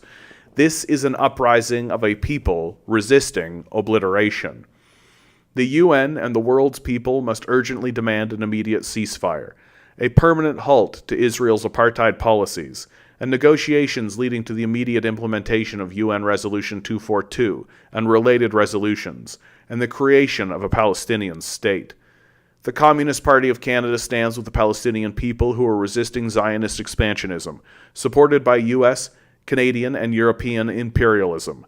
Israeli civilians, including those who have been killed in this conflict, are being made to pay the cost of the crimes of Zionism and must also demand an end to this genocide as a first step on the road to peace. Shamefully, the Canadian government and all parties in Parliament have restated their long-standing policy of full support for the Israeli Zionist government, while falsely accusing people who express solidarity with Palestinians of anti-Semitism, just weeks after the Canadian Parliament gave 2 unanimous standing ovations to a fascist veteran of World War II. We call on the Canadian government to recognize and condemn the genocide underway by the Israeli government and to demand the implementation of the UN resolutions now. This is the road to peace and the survival of the Palestinian people. Further, we call on all progressive and peace-loving people and organizations in Canada to speak out now against the war and Zionist expansionism, which is its cause. The Central Executive Committee from the Communist Party of Canada. So, there's literally the only party that you can vote for if you would like to vote in support of the Palestinians. We all know who they are. It's the only statement I've read from any political party that has come out against Israel and in support of Palestine. With a clear-headed goal, with a clear-headed policy, right? Very straightforward, very simply. So when you go to the ballot box, right, vote communist every single time. Vote communist. The Amazing Wolf Skeptic. Wow, a Canadian. Hello, fellow Canadian. Whereabouts are you from, bud? Hiltosis says, it seems Lane Rose was going to chain herself to a person's house with a bike lock. She knew she would be arrested. Super aggressive cops, though. Kudos to her. I mean, I think it becomes a bigger story if she is arrested. I think it's a bigger story if she is arrested than if she's just ignored, right? I sympathize with Palestinians. I'm in the U.S. My government is also occupied by... That did not get published to chat, my man, and I know why, but we will...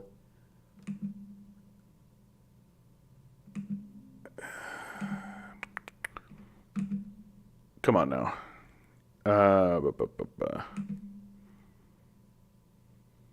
There we go, bud. You have been no longer restricted.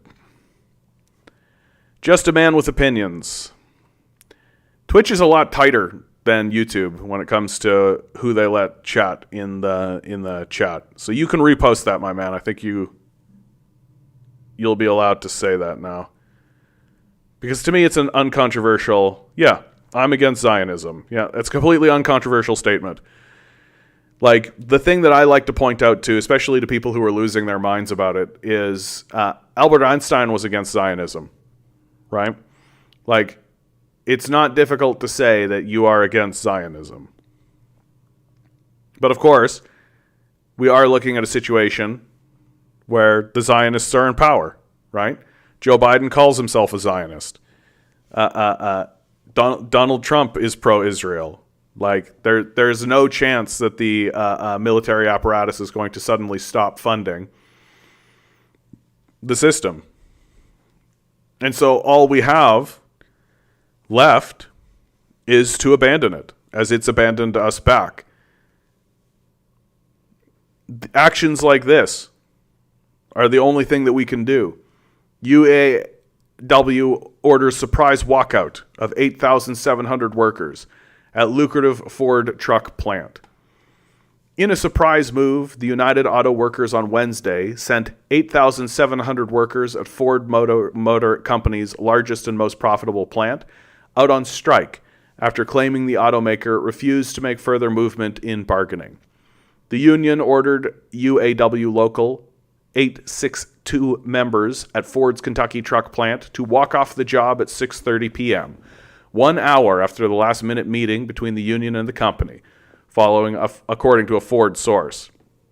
Kentucky truck plant produces Ford's Super Duty trucks and a pair of large SUVs, the Ford Expedition and the Lincoln Navigator. It generates about $25 billion a year, about 1/6 of the Dearborn automaker's annual revenue, according to the company. The move marked the first time the union had expanded its unprecedented simultaneous strike of all three Detroit automakers without publicly stating a deadline for the new walkout. Since the strike began September 15th, the union has been previewing new work stoppages and giving the company deadlines by which it expects progress at the bargaining table. We have been crystal clear, and we have waited long enough. But Ford has not gotten the message, UAW President Shawn Fain said in a statement. If they can't understand that after 4 weeks, the 8,700 workers shutting down this extremely profitable plant will help them understand it. Like, this is all that we have left. That the system of capital is not going to respond to anything else. It's not going to respond to protests where you just walk by their place. They're not going to respond to strongly worded letters. The only thing that they are going to respond to is their wallet. That's the only thing that they are going to respond to. Yep.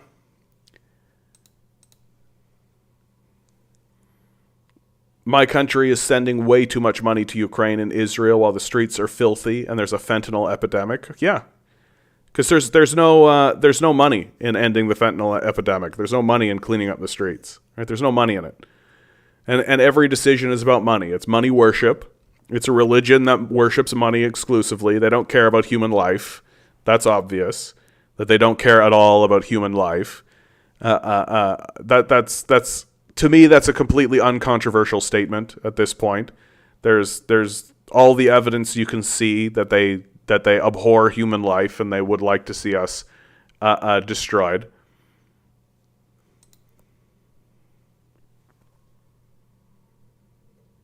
It's such a wild time. It's such an intense time. And we really are looking at a society that is acting about as irrationally and ridiculously as I think a society can act. That we have all of this evidence. We have all of this overwhelming evidence to show that we could live quieter, simpler, more peaceful existences, and it would actually make more profit. That we actually have studies that show that a 4-day work week increases productivity. That if you give people 3 days off instead of just 2 days off, it actually increases productivity. And they won't do it. We have studies that show working from home increases productivity, which ultimately increases the profits of the capitalists. And they won't do it. That everything is being sacrificed for this idea of profit and making money. And yet, when everything is put forward to show that we could make you more money by making life better,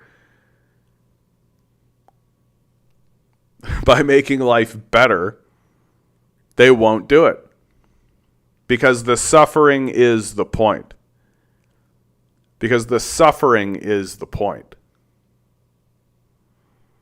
Mikhail writes, yeah, but the doomsday preppers would rather live in a world where they get to say, I told you so. I think that most of the doomsday preppers are just feeling hopelessness. That there's a lot of hopelessness that comes up. And they can drive a lot of they can seize meaning. They can find a way to have meaning and feel as though that they are taking control of their own life through this prepperism. That's more or less what I think it is. And it's a form of abandoning the society, as it has abandoned us already. Tinker, good to see you. Isaac, Nova Scotia, absolute pleasure to see you guys. Nature will soon vomit us and tell us to go fuck off. Yeah, it's trying. It's shooting bullets across the bow, without a doubt. And yeah, they just relish in the suffering. Yeah, the suffering is the point. Yeah, I wish I didn't have to drive. I love working on cars, but owning them is way too expensive. We have to pay for streets, highways, bridges, traffic cops. It's a bad deal. Yep. Like, we could just build public infrastructure and spend less money on it. Like, that's the thing that's wild to me. Like, individual cars are not a solution.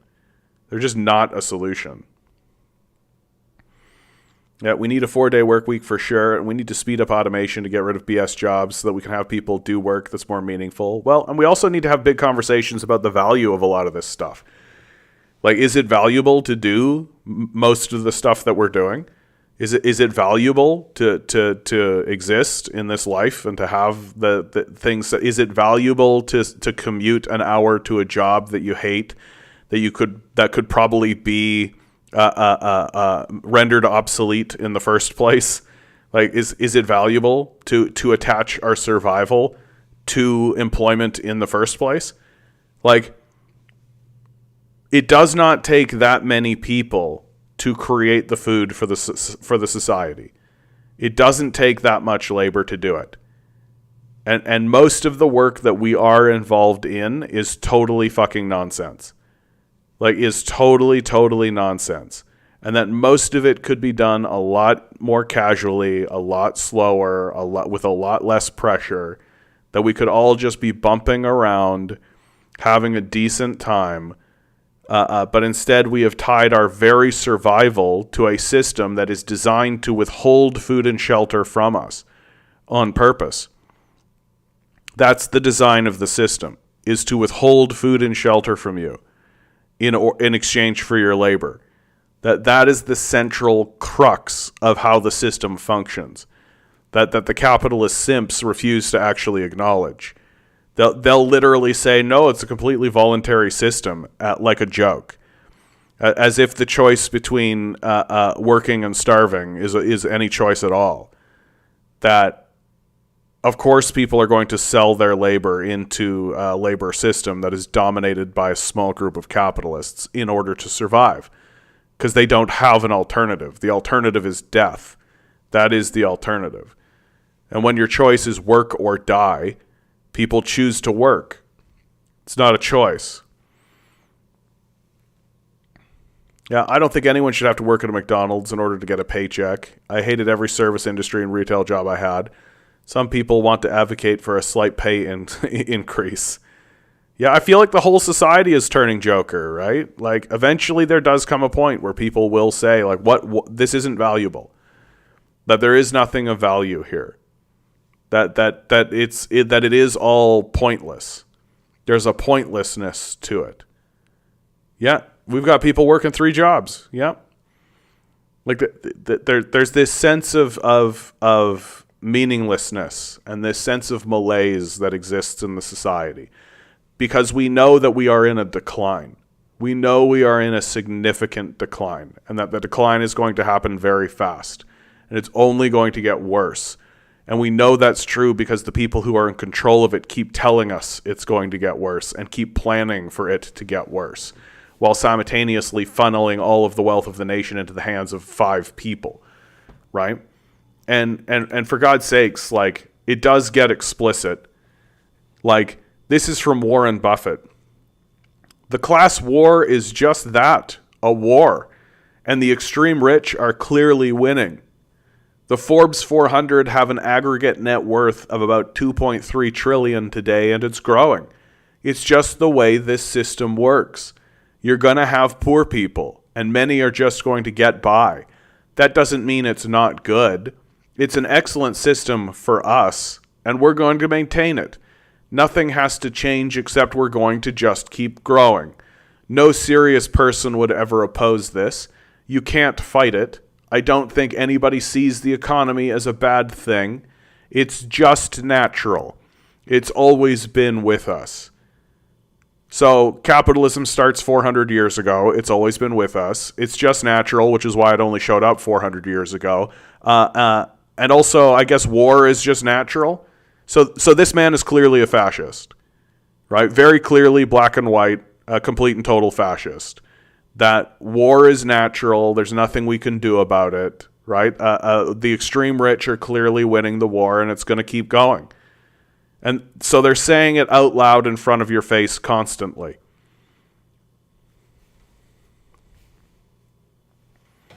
Yeah, it's really hard to get a job without a degree in university, which is hard to do because a lot of people don't want to be in student debt. Yeah, this is the way the society controls its citizens.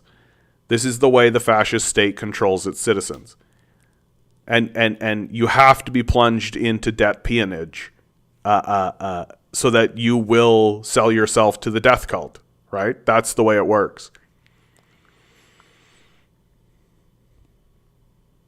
Like, we have been abandoned. There's just no other way to describe it. That they are telling us to our faces about our abandonment and that we are being abandoned. And we're all just supposed to go along with it. And we're supposed to believe these psychopaths when they say things like, no serious person would ever oppose it. Hello. I'm a serious person that opposes it. You can't fight it. Obviously you can. Like, obviously you can. It has been fought before, and it can be fought again. I don't think anybody sees the economy as a bad thing. Hi, hello. Death to the economy. I hope the economy dies. I hope that we blow up the Death Star. I hope that someone like Warren Buffett goes down in history with Adolf Hitler and Genghis Khan.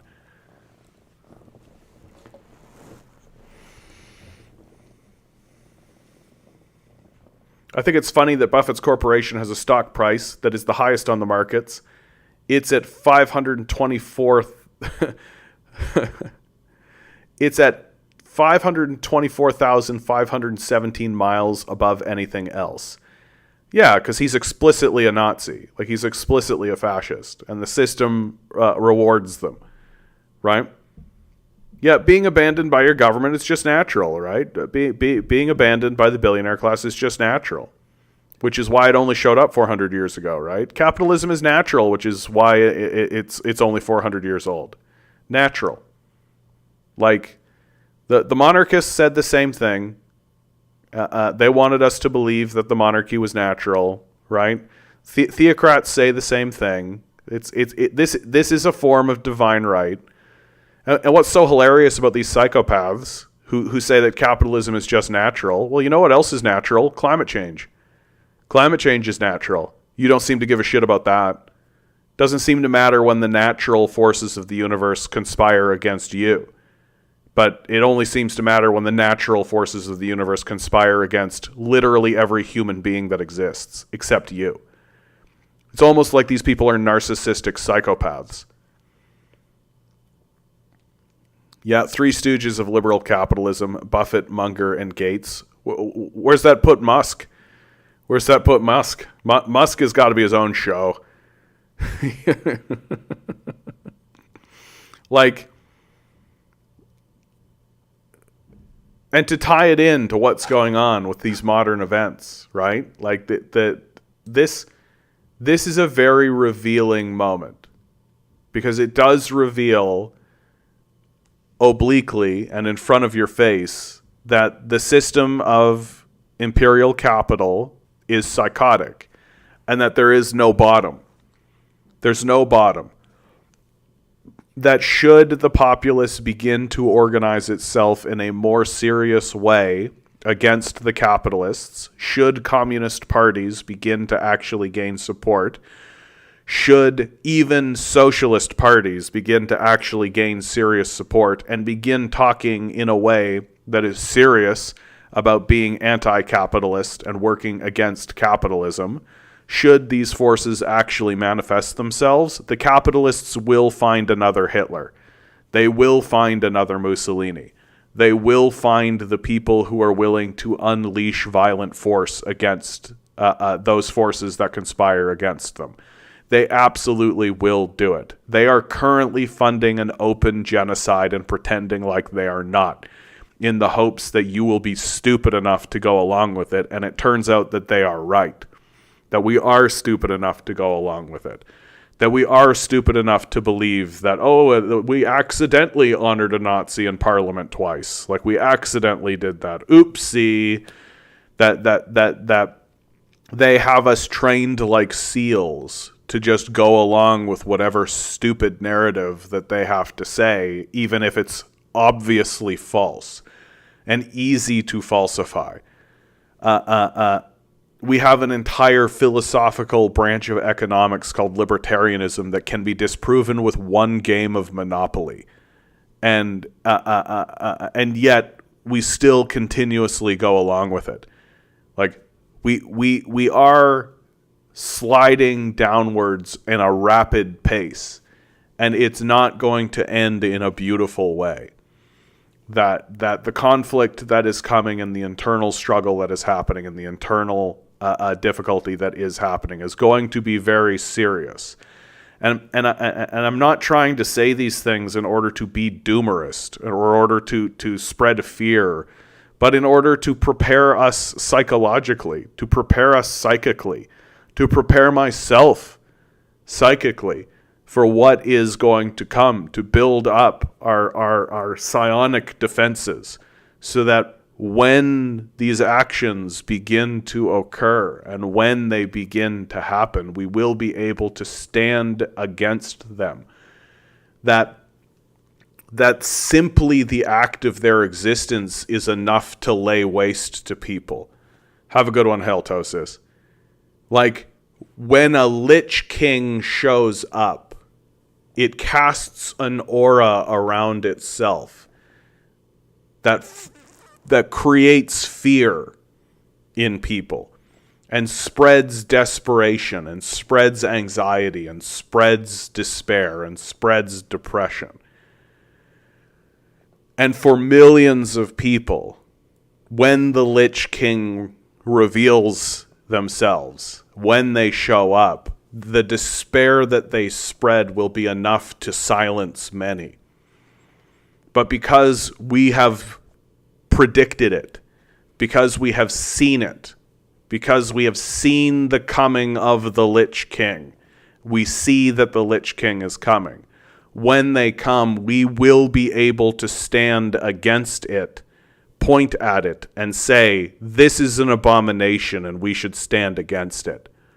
And in that hope, we hope that we will be able to shine as a light and rally those around us who have come to see that the Lich King is amongst us and that we must gather in force against it and rise people out of despair and rise people out of desperation and become the tip of the spear to thrust into the heart of the Lich King.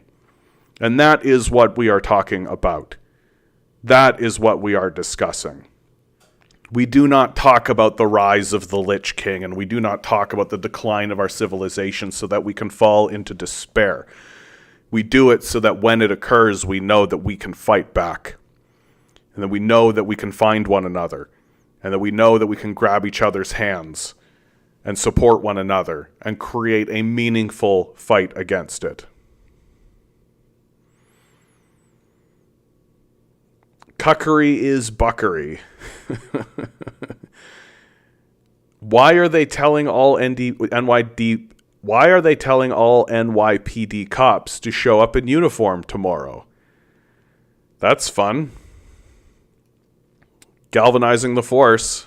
Something serious probably going to happen. Probably has something to do with this. Right? Like, the fascist state is on the rise. Serious things are happening across the world. Like, we're already seeing the French banning protest. We're already seeing the British. We're already seeing calls that those who celebrate unspeakable horrors committed against Israelis must be held accountable. Like, we're already seeing all of this kind of stuff. It is only a matter of time until more serious fascist actions are taken. And huge sections of the populace are going to stand by and watch it happen. Why don't these militaries just say no to their leaders invading these countries? Because they're on board with it, my man. Because that's what they want. Like, you don't join the military not to fight. fraudulent airwaves on Twitch. Westerners are so incredibly cucked, it's too late. Well, my general opinion, like to be serious about all of this, my general opinion is that the United States is going to go through a period of balkanization. That it's not going to be able to pay its bills anymore. It's going to act in these erratic, psychotic kinds of ways. It's going to exhaust their public. The public is not going to be able to be taxed anymore. And the system will eventually have to turn to the billionaire class and say to the billionaire class, hey, we actually do need to pay for things like the military. And the billionaire class is going to say, not interested. And it's going to lead to independence movements, and it's going to lead to a general balkanization of America, which is the most likely thing to occur. Cuckery is Buckery writes, well, I think you join the military to defend your country, not invade other countries. So all you got to do is believe that the invasion of those countries is defending your country, right? If we don't fight them over there, we'll fight them over here, is the lie that they tell themselves, right? If we don't go overseas to fight them in Iraq or Afghanistan, then they'll come over here and we'll fight them over here, right? It shouldn't be surprising to anybody at all that the military invites the most psychotic racist bigots possible. People who think to themselves, I am going over there to kill people. If you are joining the military, there is a built-in idea in military service that says, I am going there to kill people. And the ideology that you require in order to be in the military is to have the drive and desire to put a bullet in someone's head. That's what you are going into in the first place. And that's the bullet that you have to bite if you are going to join the military, is the idea that you are in the service of massacring people. That's your job, is professional murderer. That's your job in the military. And you might not be the trigger man, but you are going to be in a position to facilitate the trigger man. And the narrative, very simply in the military, is the assumption, right, that if we don't go over there and destroy them where they are, then they will come over here and threaten our homeland. So it's a built-in bigotry that's baked into the very fabric of the military, and it shouldn't be surprising whatsoever. You should be completely unsurprised by it given the history of the United States. Mikhail writes, the more everybody calls each other cucks and simps, the more we reinforce the top dog mentality of the patriarchy. Yeah, I think that's a real good observation, Mikhail. That language, the cuck and the simp and all, and I'm guilty of it too. I prefer simp. I don't like cuck so much, but simp I like. But you're right that is a patriarchal way of discussing it. And given our new discovery that the third prong of the decline of Western Empire is actually the worship of the patriarchy, perhaps you're right that we should stay away from that kind of thinking, that kind of way of thinking about each other and people who support capital. Oh yeah, the infamous, I think America will look very different in 2028 or 2030. Oh yeah. Serious things are coming, and they're going to happen sooner than you like. Timothy writes, do you suppose the Israeli-Hamas situation is in part a diversion from the Russia-Ukraine situation? I mean, it has resulted in that. That has been the result, Timothy. And we already have the State Department saying out loud that it's no longer going to fund the Ukrainians. So it has facilitated that. There has been a transition away from the Ukrainian war because of the Israel-Hamas situation. Whether or not that has been planned, whether or not that is part of the script, is another idea, is another thing altogether. I think that America and the American system was looking for any excuse to move away from Ukraine. and that this situation has facilitated that. It's facilitated that, I think. So and I don't think it's like plandemic. I think it's just useful. It's just a useful moment to have that happen. If your objective is to kill people, why would you not use a nuclear bomb? Well, because there is the theory of mutual self-destruction, that the usage of a nuclear bomb, if you use a nuke, your opponent will use a nuke, and then that results in mutual self-annihilation. There's also just the simple reality that setting off nuclear bombs inside of a closed atmosphere is a stupid idea. If you have any belief whatsoever at all in the very concept of an ecosystem or an atmosphere at all, setting a nuclear bomb off in a closed atmosphere is a dumb-ass idea. The last time we were doing it, it caused major environmental problems, right? We tracked it. and now the temperature has gotten so high, we're starting to spike up over 1.5 degrees Celsius occasionally. Which has widely been considered a red line by the scientific community. That if you were to start using nuclear bombs now, it's basically the end of human life. It just can't be done.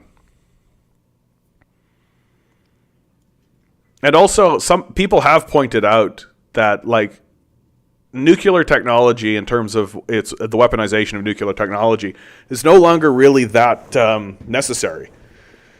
We have bunker busters. We've got all kinds of torpedo technology and missile technology. We don't really need to be nuclear bombs exist for diplomatic purposes at this point. I don't think that they have the military application that people think they actually do. That they really are just a way for a society to really saber rattle on doomsday devices, right? Yeah, Ukraine is done. Russia has won unanimously. Russia has humiliated all of NATO in the process. Russia and China are now just playing the long game because the West's economy is in shambles. Ever since trying to take on China in their sanctions and the trade war against China. Now they're trying to beg China for scraps, but are getting humiliated in front of the whole world instead. Look at the hard data, guys, and not the brutal lies of the propaganda apparatus. They claim China is collapsing, yet China's economy and manufacturing is growing consistently. Well, also, it's good for you to bring that up, Baked Potato. Even if the capitalists were attempting to talk about China honestly, which they're not, but even if they were trying to talk about China honestly, they couldn't. And the reason why Western analysts and capitalists can't talk about China honestly is because of their illiteracy. Because capitalist economists and capitalist analysts believe that the only way to run a society is to enrich 30 people, is to make sure that, let's say, 400 people, let's use Forbes 400, right? Fortune 400. As long as those people are making scads and scads and scads of wealth and money, then the society is going great. And this is the natural course. This is human nature. And these are things that they believe in order to justify their psychopathic behavior, right? So if you're trying to justify your psychopathic behavior, and if you hire people who say capitalism is natural and billions of dollars to one person while everyone is homeless, natural and normal and cool, well, then the metrics and the measurements that you use are going to attempt to justify that outcome, that is going to be your bias, that you are not going to look at other data. If you genuinely believe that one guy having $100 billion while everybody is homeless is good, then if you walk into a society that says, well, we've got no homeless people, everybody's living at a certain level of subsistence where we say that you can't fall below this line, that's not even considered. That's completely valueless in terms of Western analysis of the society. That the success and prosperity of the lower half of your society doesn't even factor into the equation. what they'll do is pull up a generalized GDP chart, and they'll say the wealth of the people over here, and they'll bring up any kind of factor figure they can that they currently do to, like, when the Biden administration says the economy is doing so well, right? They have an entire system of charts and analysis in order to show that that's the case. But in their charts and in their analysis, it simply doesn't include how's everybody actually even doing. What's the average income of the American household even? They don't care. That's not the point, right? They look at stocks.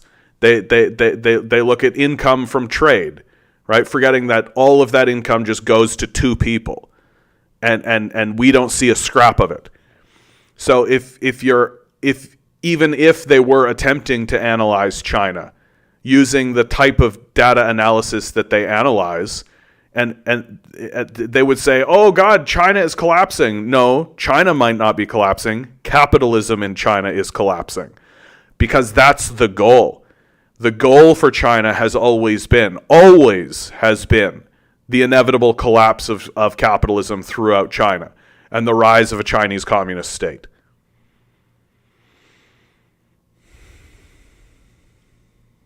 Do you think we could end homelessness? Yeah, moreover, I think it would be easy.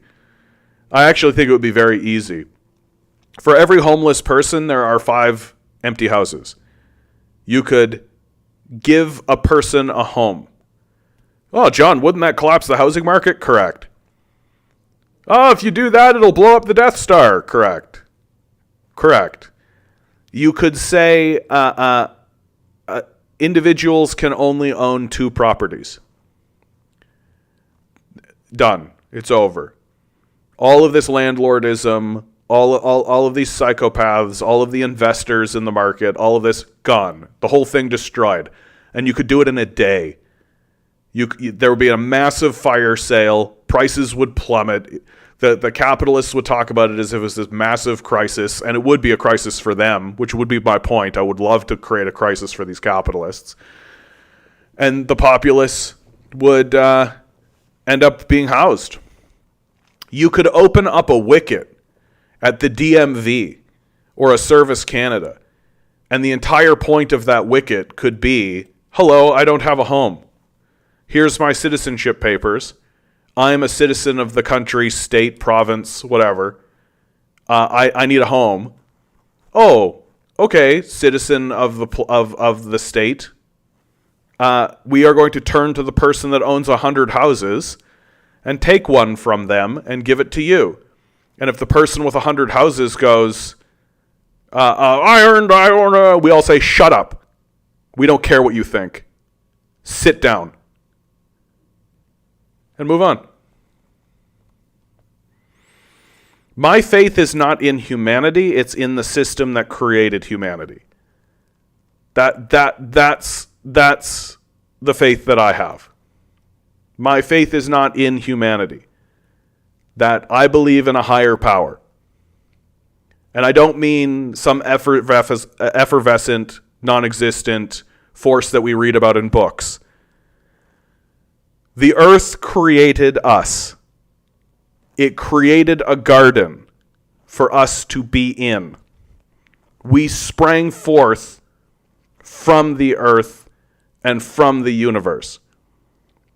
Those forces that created humanity are infinitely and eternally more powerful than humanity itself in huge and massive and large-scale ways. And if we do not abide by and listen to the forces that created us, then they will happily and easily destroy us. So my faith is not in humanity. My faith is in the power of the earth and the power of the universe. And if we want to survive and with wisdom and move forward in balance with the universe, then all we've got to do is stop this goddamn pollution and stop this goddamn warring. Moreover, I think that would be easy to do. It would be easy. all we would have to do in order to stop all of this goddamn polluting and goddamn warring is just say, okay, it's time to put the toys in the toy box. That's it. Just take the toys and put the toys in the toy box. Problem solved. No, of course. I think you're right. Humanity has a long history of destroying itself. And I think the same will be here. Oh yeah, disarmament is absolutely necessary. And moreover, disarmament is not a pipe dream. Reagan was doing disarmament. That throughout the Reagan administration, there was a policy of disarmament where they were disarming nuclear bombs with the Russians. They were working with the Russians to disarm. So to pretend as though we can't disarm is to live in a delusional dream world. Of course we can. We were doing it. APC, how you doing? From Australia. Good to see you. Good to see you. What the most likely thing for the future to me, and I do think that is the most likely thing, is that the United States is going to get largely isolated. That isolation is going to happen to itself. It is going to isolate itself. If you sanction everybody in the world, you are the isolated one, right? And if your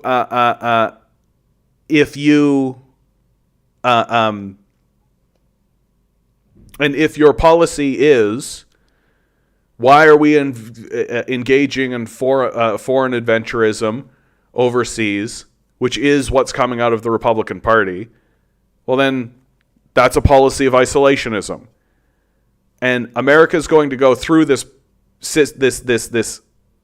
time of isolationism, and during that period of time, all of the shit that it has done overseas is going to come home.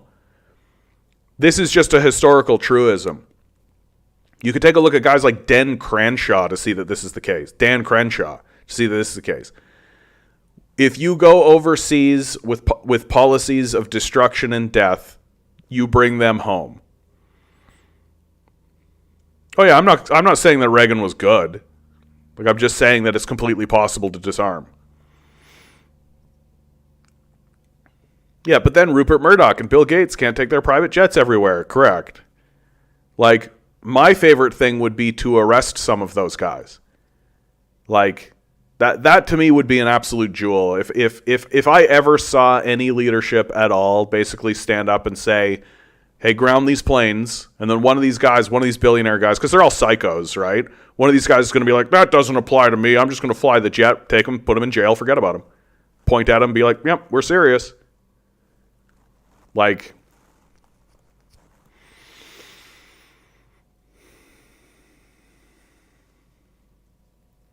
talking about U.S. disarming of nukes, did you know it was the Soviets who initiated this disarmament? Of course it was. But the U.S. was so uptight, it was a CIA operative who convinced his government that the USSR was serious.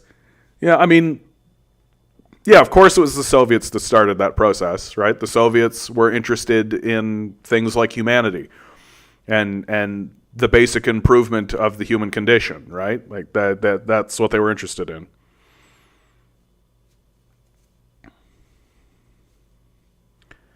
Oh yeah, I mean that's classic. That's classic capital, right? Selling weapons to both sides of the war. Wow, at least he sold them instead of Biden just giving them away. Yeah. The Soviets were almost always conciliatory, and the Americans were almost always aggressors. Yeah. Like, Nazis versus communists. Pretty straightforward stuff. And of course there's gray areas in there, but more or less. Before Scott Ritter's channel was banned, he had the guy who convinced Reagan telling the story. How interesting.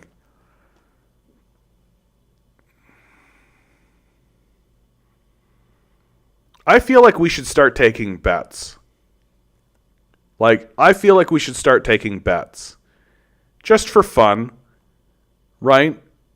Like, what state do you think is going to be the first state to break off from the Union? Because that's what balkanization means. And that, to me, is something of an inevitability. This is what happens when when empires die. California, Texas, Florida. I think Florida is going to be completely destroyed. I don't think Florida is going to be a place to even break off, right? Like Florida, climate change is going to destroy. Like, see all this green here? This is all low-lying ground, right? Florida is already like extremely swampy, and it's already extremely like these national preserves and like management areas and all of this.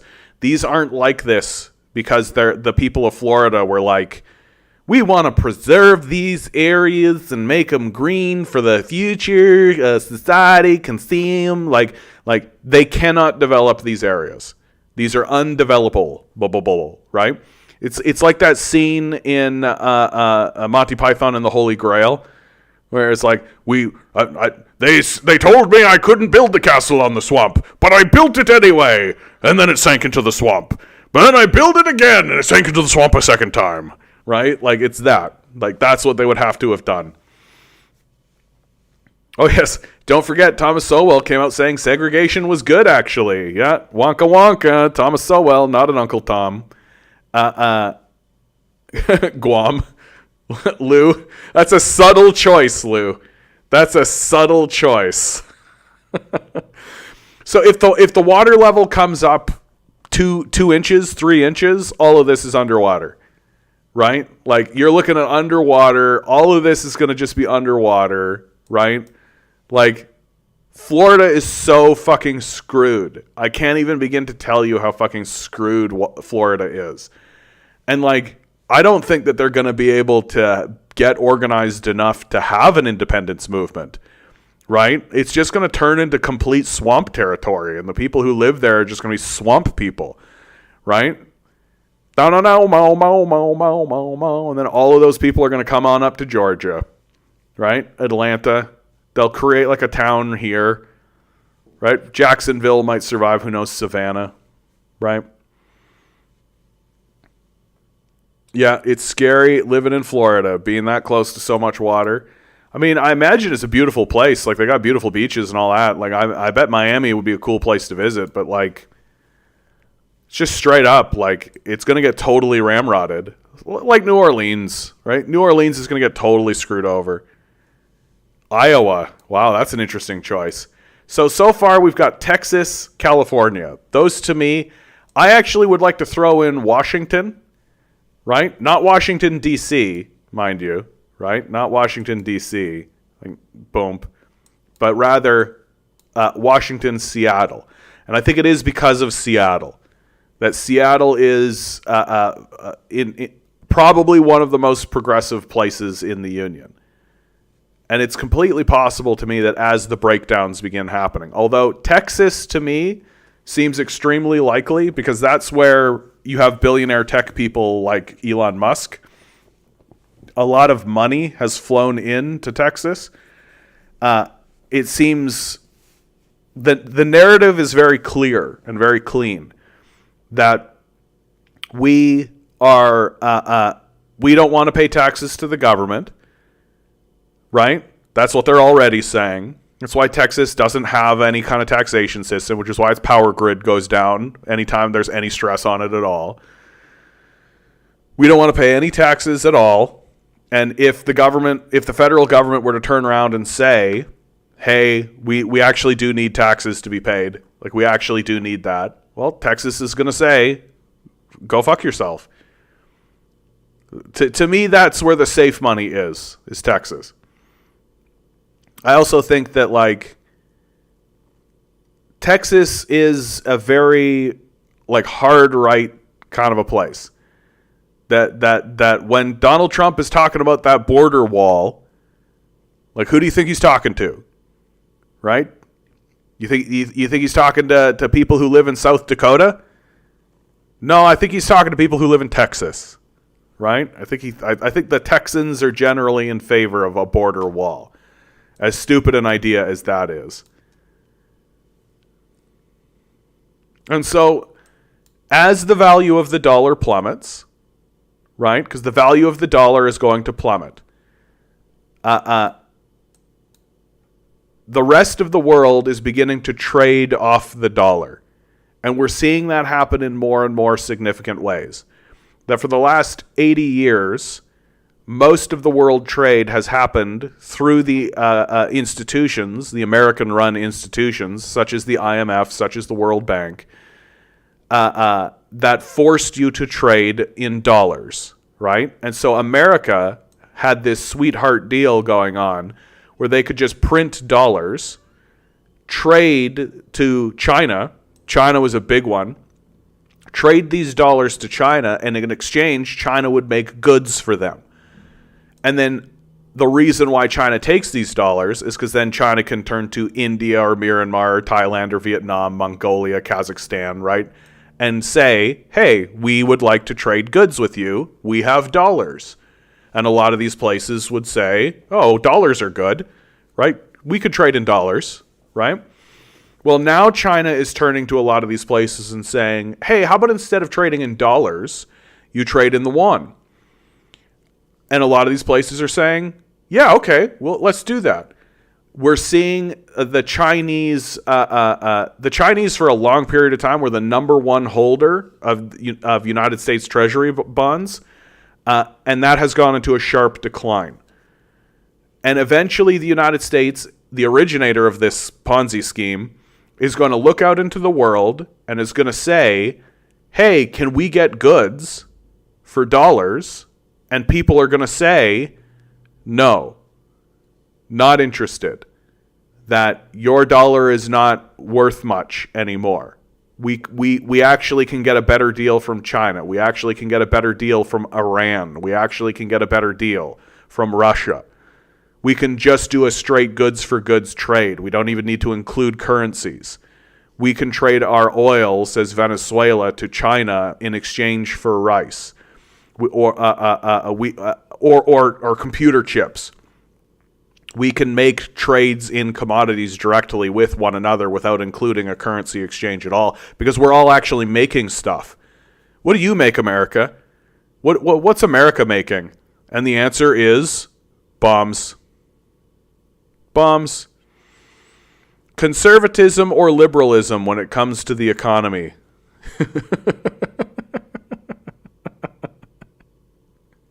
Conservatives and liberals are allies. They work in tandem with one another. Economically, they are actually in lockstep with one another.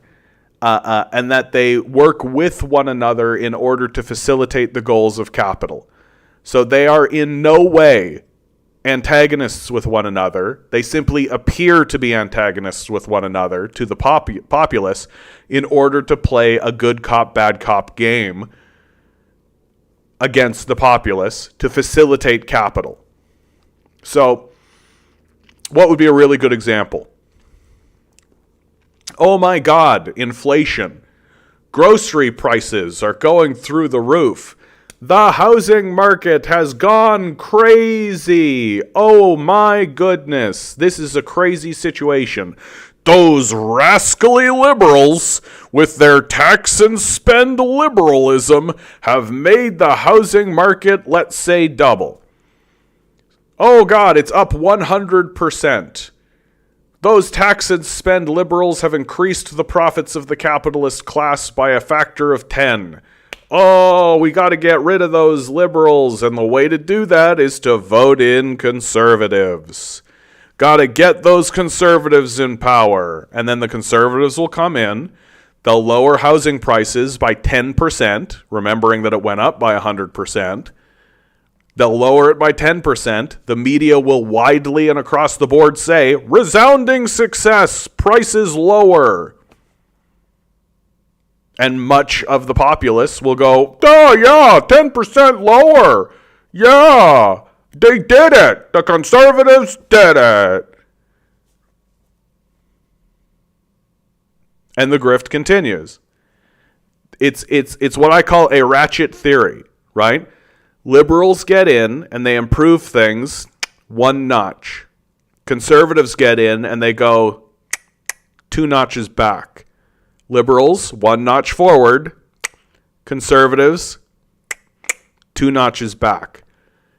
And this is the plan. This is how conservatives and liberals work together. And you'll note that most of the time when liberals and conservatives are really going after one another, it's on issues that don't matter to capitalists that much, right? Like diversity issues, culture war issues, issues of race or ethnicity, issues that capitalists will absolutely use to galvanize a populace in order to distract people away from the fact that they are owned by capitalists.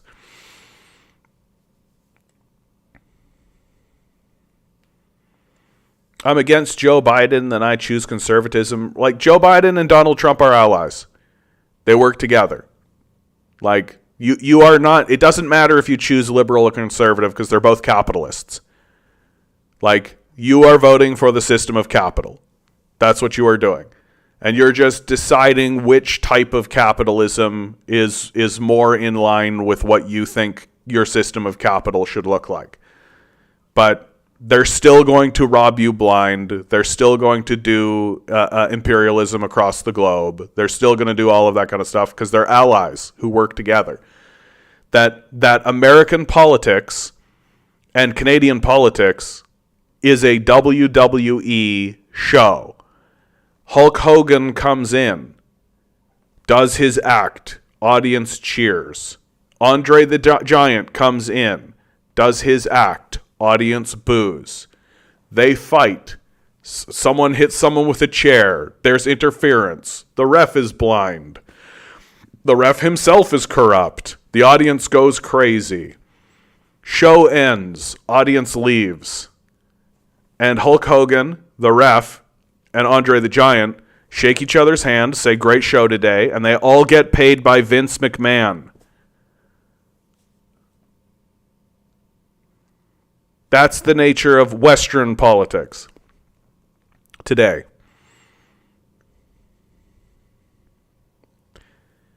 Resist colonizers. Good to see you. It's your comrade Twin Tower. Good to see you again, Twin Tower. Got banned a few times for saying things in support of Palestine. Well, you do got to be careful in how zealous you get, right? But I will not ban you for being in support of Palestine. Oh yeah, Twitch is a cesspool of liberalism, absolutely. I mean, people like Destiny, Vosh, right? Like these people who actually think that they're intelligent but are actually quite dim-witted. Like, all you have to do is deny the existence of the Palestinian genocide, and then you can believe what you like. So just deny history and just revise history, right? And then you can just say what you like.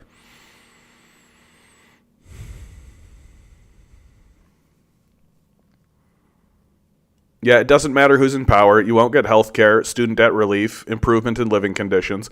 And if they do pass legislation in order to sort of signal in that direction, it won't actually go to that cause. Like, Joe Biden has passed legislation in order to deal with climate change. Right? Big climate change bill. The largest climate change related bill in human history from the Biden administration. $150 billion. 1/10 of the amount of the American military budget going towards fighting climate change. And you take a look at the bill and you're like, oh, this is all just money going to his friends that they're all going to pocket and probably give to Jeffrey Epstein's pedophile island. Like, that's what it is. And none of it actually goes towards actually doing anything. Because the truth of the situation is that in the climate change conversation, it's not about doing things. It's about not doing things. It's not about funding something. It's about defunding things. It's about ceasing activity. It's about stopping things. It's about not doing, right? It's about allowing the world to heal itself. That it generated us, it created us, we came from it, we did not create it.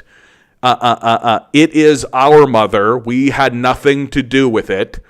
It's perfectly capable of healing itself. What we need to do is stop polluting. That's what we need to do. And if for me to start taking the power structure seriously at all, they need to start grounding planes. They need to stop doing this militarism all over the place. They need to start having serious conversations about the pollution that they're spreading. That's what they need to actually do. And that's not about funding things. That's about no longer funding things. That if we were to cut military funding, I would begin to say, oh, looks like we're starting to actually act like rational human beings. Like, the conversation that we are having on this plane of reality really is surrounding the question of whether or not there are signs of intelligent life on Earth. Big question mark looming over that. Like, we could be. It might be the case. And there are groups of us, it looks like, that are capable of intelligent thought and are capable of being intelligent. It seems like that's the case. But humanity itself seems completely unintelligent. Just on this rocket pace path for its own self-destruction, in the face of all evidence, in the face of all facts, completely incapable of coming to terms with the idea that maybe we should have less superpowers. Maybe we should do just less superpowers, just a little bit. Just an eensy-teensy, tiny little, skincy little tiny bit less superpowers. No? Okay, well then we die.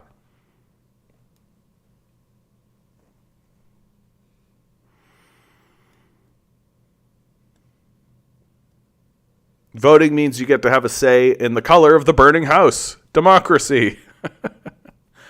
Apparently, there's a potential debate between Destiny and Ben Shapiro, because I saw Ben saying that he would like to debate a leftist like Destiny.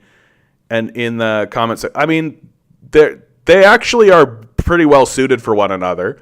They're both illiterate. They both speak very quickly. They're both essentially just silver spoon babies who don't know anything. They've never actually, either of them, had a real job. They've never actually been part of the working class ever. And neither of them really actually listens to what their opponent actually has to say or learns anything. So they're really well suited for one another.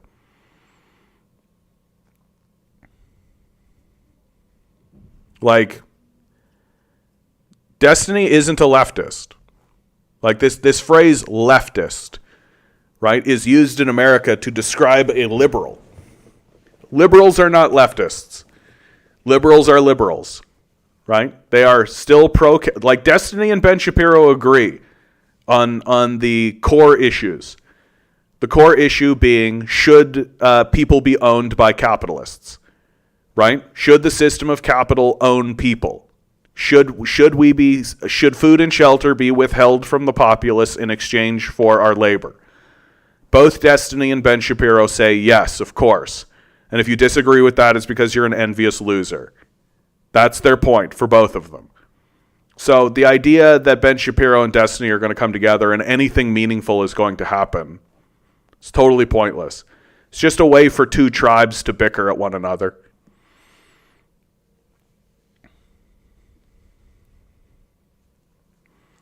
Leftist Destiny advocated redneck militias shooting anti-racist protesters. Anyone to the left of the Nazi party. Like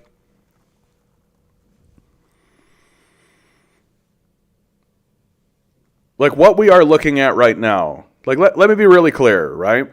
Like, what we're looking at right now as a society, and what makes it so scary, is not that there is a Nazi organization that is actually taking over, but it's become very clear that should a Nazi organization appear, the society will not do anything to stop them. That's what makes it scary. That should the industrial capitalists, should Musk and Gates, Zuckerberg and Buffett decide to start funding neo-Nazi organizations and Nazi organizations in order to protect capital, the society will not stand by. Or the society will stand by and watch them come and watch them happen. People like Ben Shapiro and Destiny will not stand up against them, right? That's what your centrism is going to get you.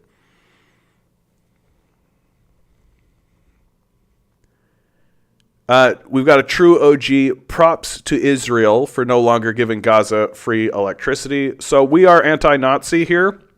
We don't platform Nazis. Goodbye, Nazi.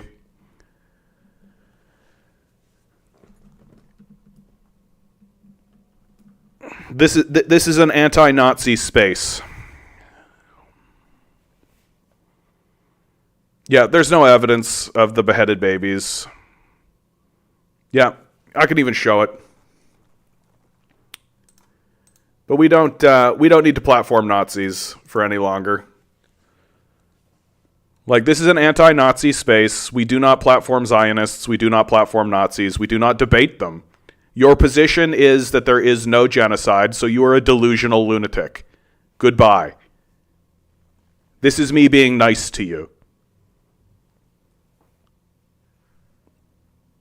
Like, the only question that people, the only question that the pro-Israeli crowd needs to be asked is, do you acknowledge the existence of the Palestinian genocide?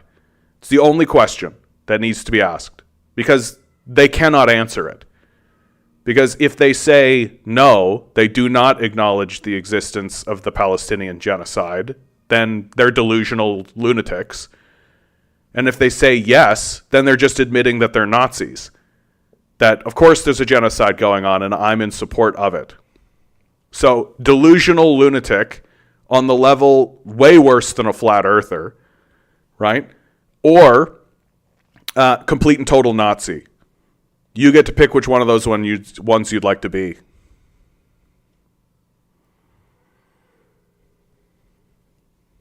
Yeah, trust me, bro, they endorse it. Yeah, I think that's like fundamentally the truth. Like, the reason why they don't bring it up, the reason why it's omitted from the discourse, is because they ostensibly agree with it. That they are ostensibly saying that, of course, the genocide is fine. The real crime is when they fight back. That's the real crime, right? But the only question that you actually need to ask these people is, do you acknowledge the existence of the Palestinian genocide? That is the linchpin. That there is nothing else to discuss. There's no other point to bring up. If I were to sit down with someone who is pro-Israel and have a discussion with them, or a debate, bro, or whatever, it's the only question that I would ask. And it's the only subject that I would talk to them about, because nothing else has value, right? That as soon as you get away from that point and begin to exist in this space that pretends as though the genocide doesn't exist, then you can essentially say what you like and it's all just garbage talk. But the existence of the Palestinian genocide is the linchpin of the conversation. And it's somewhat shocking that no one in the media is actually saying out loud just a very clear, why isn't cheering Israel's bombing of civilians a hate crime? Why is it okay that there is an oppressive regime, a genocidal regime? Why is that okay? Why is it okay to be a Nazi? I don't understand. Why is it okay to embark on this Palestinian genocide, but the real crime is when they fight back?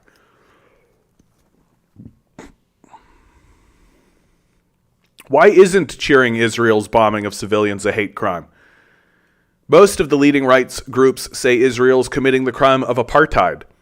It began its ethnic cleansing of Palestinians 3/4 of a century ago and oversees an illegal occupation that's been going on for more than half a century.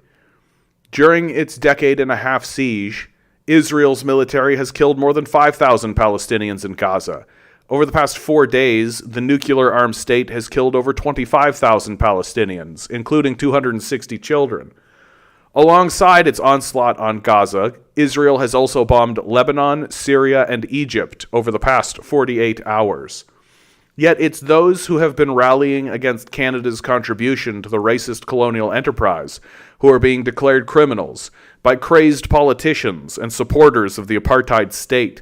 B'nai B'rith sent a letter signed by Deputy Conservative leader Melissa Lantsman, Senator Leo Hausako, and MP Shuv Majumdar to police chiefs in Ottawa, Montreal, Toronto, and Vancouver, demanding that these rallies be stopped. They were referring to a series of emergency Palestine solidarity marches. The Prime Minister took up B'nai B'rith's call, I strongly condemn the demonstrations that have taken place and are taking place across the country in support of Hamas's attack on Israel, Justin Trudeau tweeted. Conservative leader Pierre Poilievre also condemned the Palestinian solidarity rallies.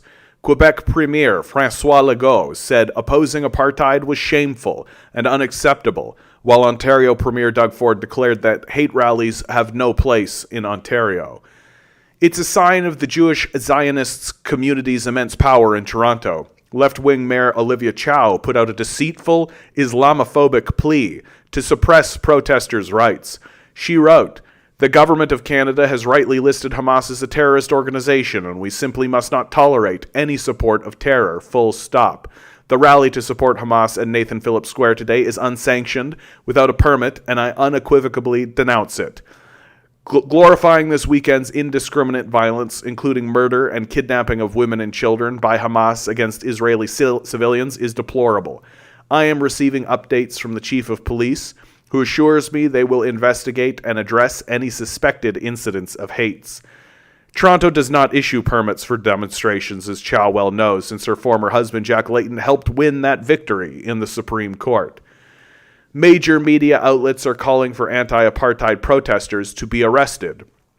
David Cochrane, host of CBC's Power and Politics, asked Foreign Affairs Minister Melanie Joly whether Canadians who went to pro-Palestinian rallies should be prosecuted for supporting terrorism. In the National Post, John Ivison called for federal legislation to criminalize the protests in an article headlined, "Tolerating the Glorification of Terror and Slaughter is Societal Suicide." He cited a 2015 report by a Senate Committee on National Security that concluded that hate laws should be strengthened to ban glorifying terrorists, terrorist acts, and terrorist symbols. Ivison also questioned whether Section 319 of the Criminal Code, inciting hatred against an identifiable group, could be used to arrest Hamas supporters in Canada, celebrating the attack on Israel, is a sign of the influence Zionist groups have built up with police departments immediately after the flare-up on Saturday, the RCMP, Ontario Provincial Police, as well as Vancouver, Winnipeg, Hamilton, Montreal, Edmonton, Calgary, Ottawa, and Ontario and Toronto police departments put out statements that subtly criminalized Palestine solidarity. Between Saturday and the Monday afternoon rally, the Toronto police tweeted a half-dozen times about Israel and hate. In a more sensible world, it would be the supporters of apartheid and ethnic cleansing that would be denounced and criminalized. In a concrete example, the Vancouverite who was killed in Israel on Saturday was probably induced to join that country's occupation force by his private school. King David High School should be investigated for possibly violating the Foreign Enlistment Act, which criminalizes inducing Canadians to join foreign militaries. Zionist hate speech could also be investigated. Montreal Zionist Jewish author Lauren Wise was caught on video telling an Arab woman that she should be raped and dragged in the street in front of your kids for having a Palestinian flag on her car. Wise rammed the woman's car. Similarly, in a rally effectively calling for the destruction of Gaza, the head of Federation CJA, Montreal's umbrella Jewish organization, told an audience that included multiple elected officials that the barbarians are at the gate. According to the Suburban, Steve Seabag went on to say, to those who will spew all sorts of condemnations against Israel's legitimate right to defend itself, we politely tell you to fuck off. In our upside-down world of mainstream politics, the oppressed daring to fight back against their much more powerful oppressors are designated criminals, and so are the honorable Canadians who say the Zionist emperor has no clothes. But those who defend bombing of civilians, shutting off electricity to schools, hospitals, and water treatment plants, cutting food supplies, and telling Palestinian women they should be raped are not investigated for hate crimes. What a sad world we live in. Yep, lots of people on Twitch are calling for the IDF to level Gaza, kill every Palestinian. Absolutely disgusting. But if you say you support resistance to this, then you'll get banned. Yep, because there is no genocide. History began on Saturday, right? History began. What was the date of that? Right? So October 7th. History began on October 7th. That's when history began. Anything that happened before October 7th didn't happen because history began October 7th. That's the truth of it.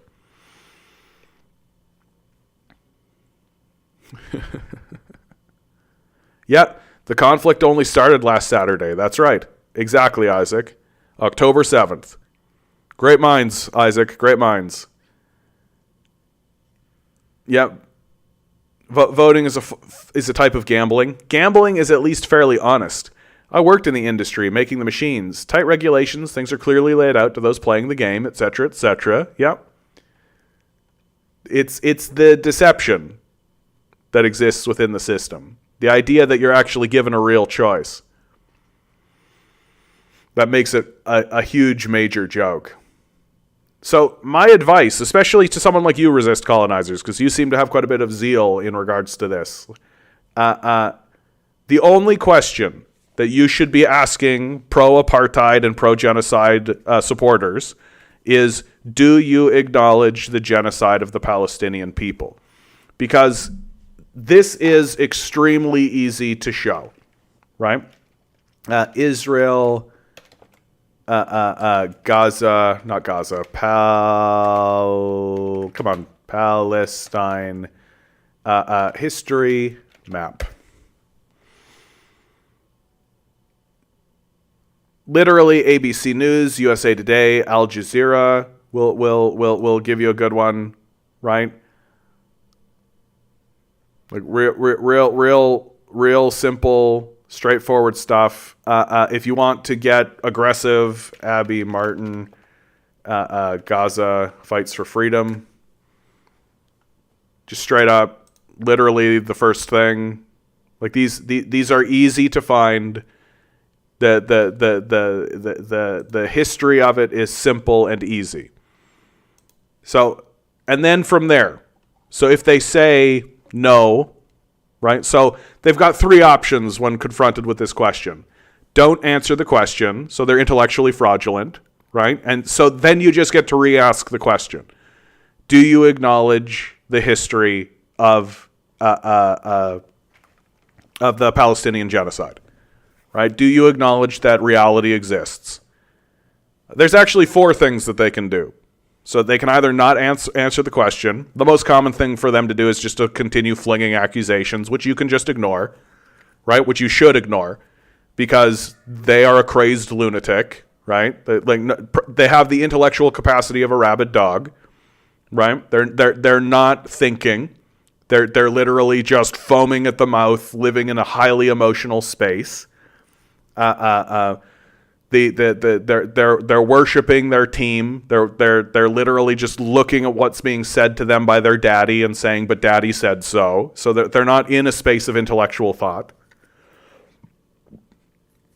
So they can just not answer. And if they do that, then you can just re-answer the question until they either disengage or you get banned.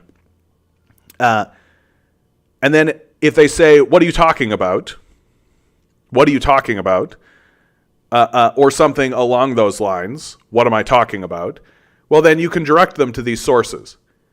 Because there are people, and I think this is important for us to know, right? There are people who do not know this history.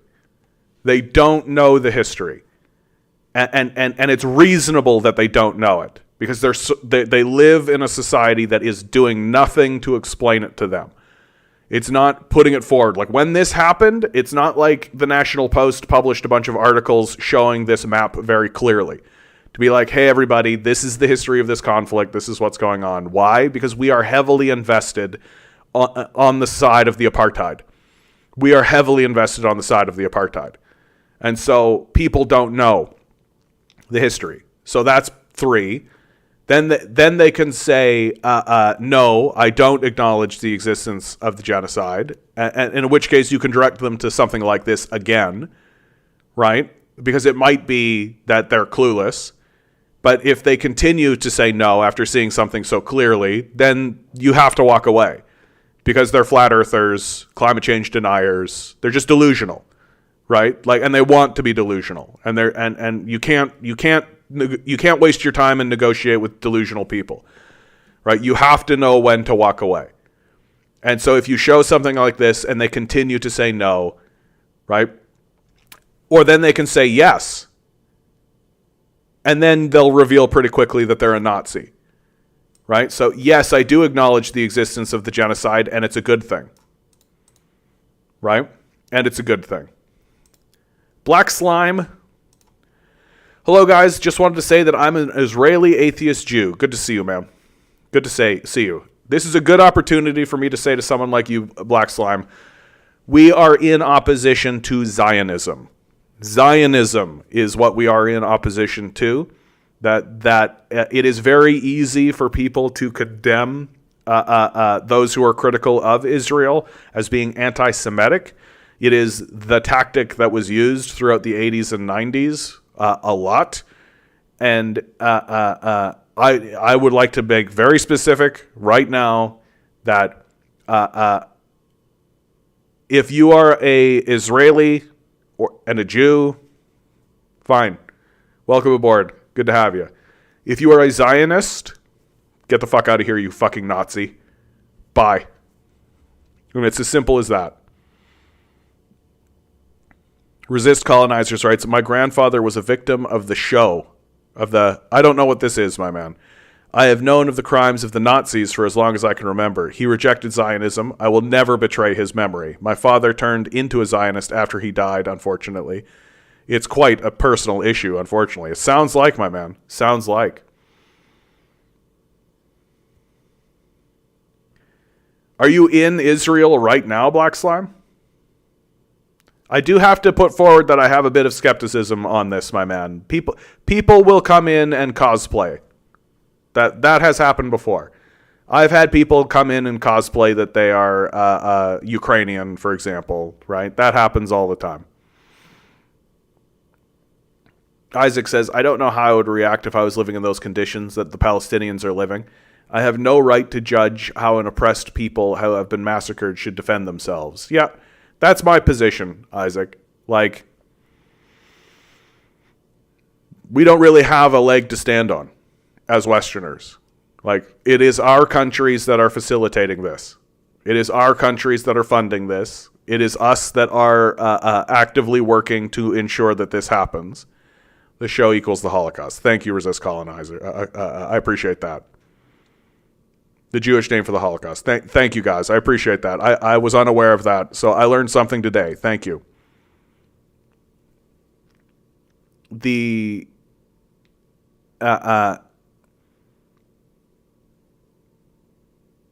Yeah, like, we don't actually have a moral position. Like, we don't have the right to take a moral position. Because our position is that the genocide should continue. That's the position of the Western world, right? And even though there are those of us, myself included, that would like to see Palestine freed, would like to see the people of Gaza freed, would like to see the end of the apartheid state, right? There are those of us who think that way. Like, we are not the ones who get to set the tone of what the Palestinian people are going to take. We are not the ones who get to dictate or judge how the Palestinians organize themselves. We should remain silent.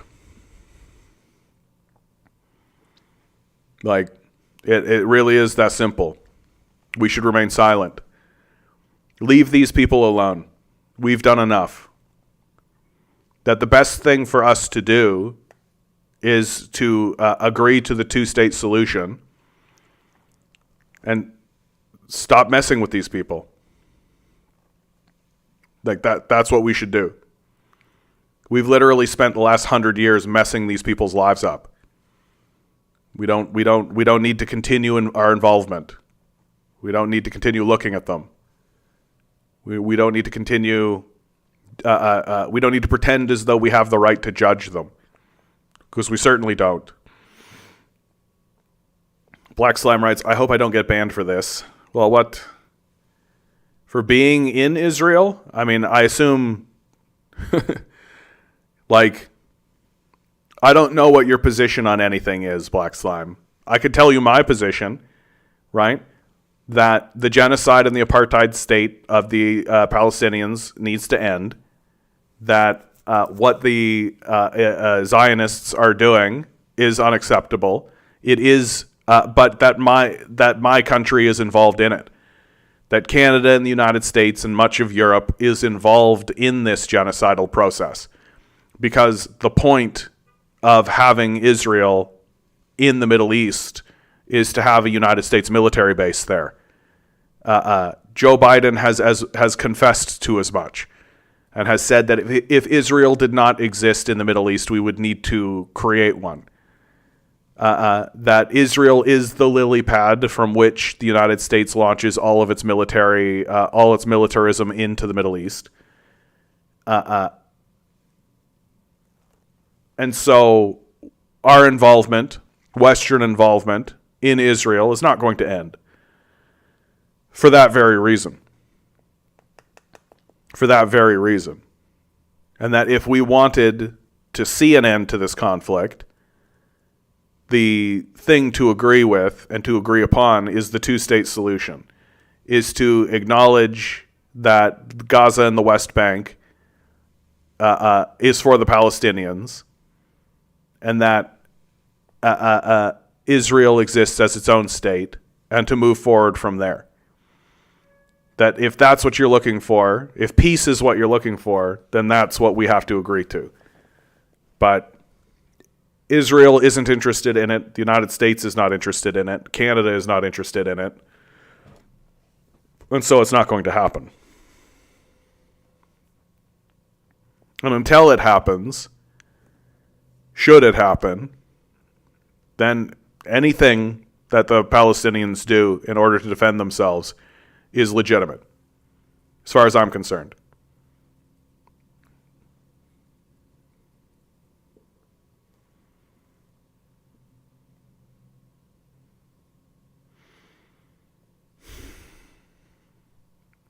What a ridiculous period. What a ridiculous period. And I feel like the ridiculous part about it is like it's all so pointless.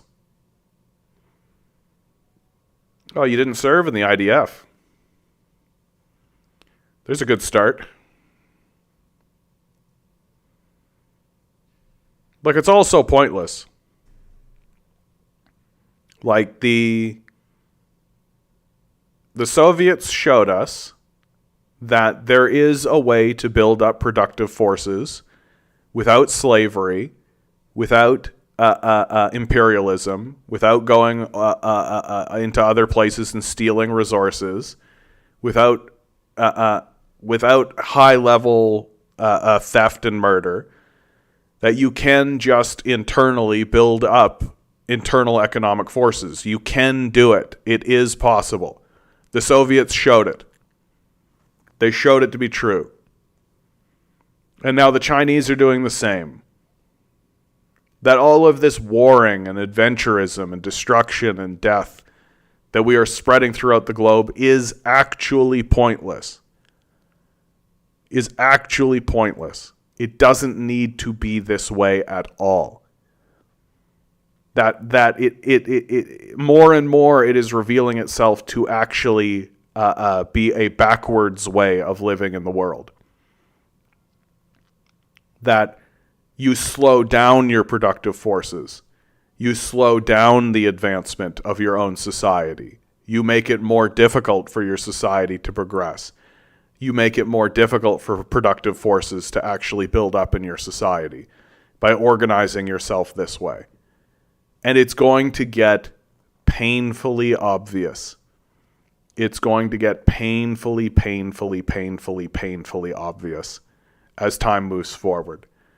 As more and more people see the rising star of China, as more and more people start to gravitate and move their economies in that direction and organize themselves using China as the economic model, and stop looking at the West as a model to build upon.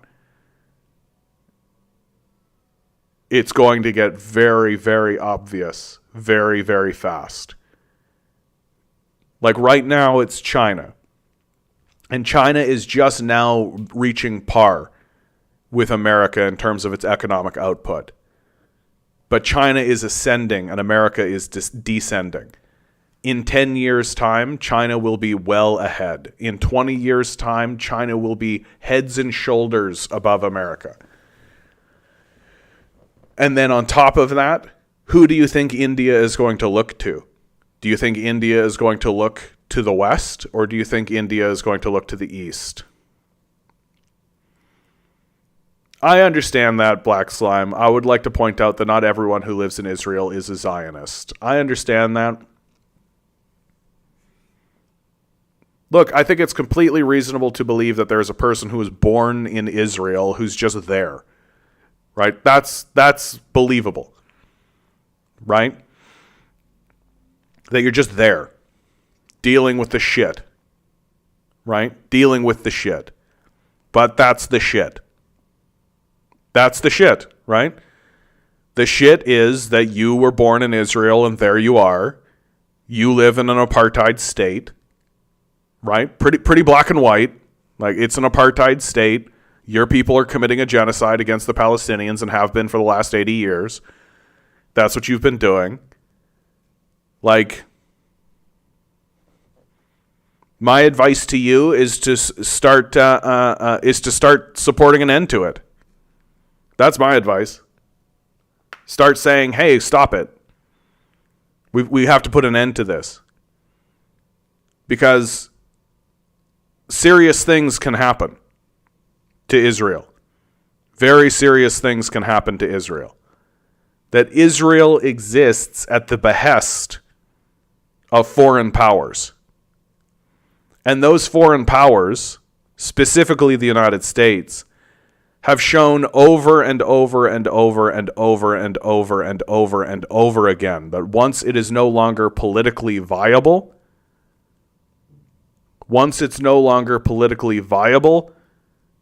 to support a country and the invasion of that country, they will abandon that country. And once Israel is abandoned, very serious things are going to happen to it. Very serious things are going to happen to Israel. That the United States eventually will pull out. Not today, not tomorrow, but someday. Sooner than you like. And then Israel is going to turn to its neighbors in Lebanon, Syria, Egypt, Gaza, the West Bank. And how do you think that's going to go? What do you think is going to happen?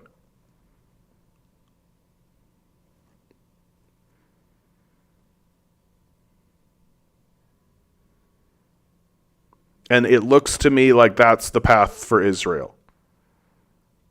It looks to me like that's the end game for Israel. And that the Arabs in that region will not come with the spirit of forgiveness.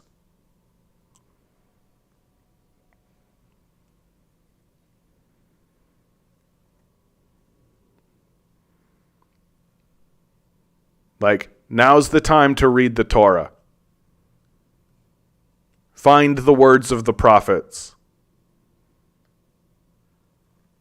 Find the phrase, woe be to Israel. Because it's coming.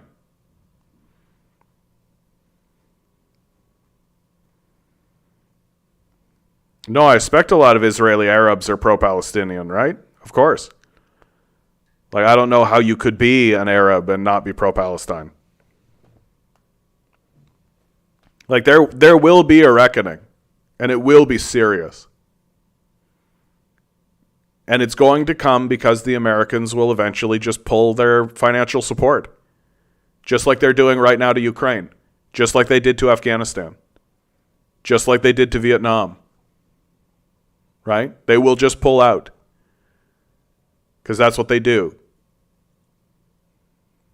They've done it 100 times before. They'll do it 100 more times. And eventually they're just not going to be able to afford it. They're just not going to be able to support it. That the American empire will go into a period of balkanization. It will lose control of its colonies. It will lose control of its own states. The Union itself will start to break apart. And Compton, as always, putting the sharpest point on it. You know what? Fucking titties. That's right, Compton.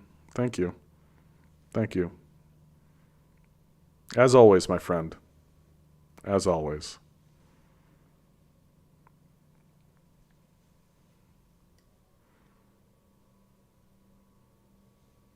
As we go into the weekend, I think Compton raises an excellent point. As we go into the weekend, do yourselves a favor. Try to have some fun. Try to do something that makes you smile, that makes you laugh. See a show. Go see some comedy. Go see some theater. A concert. Whatever it is. Read a book. I don't care. Do some LSD. Oh, there's always fun in life, Black Slime. There's always fun in life.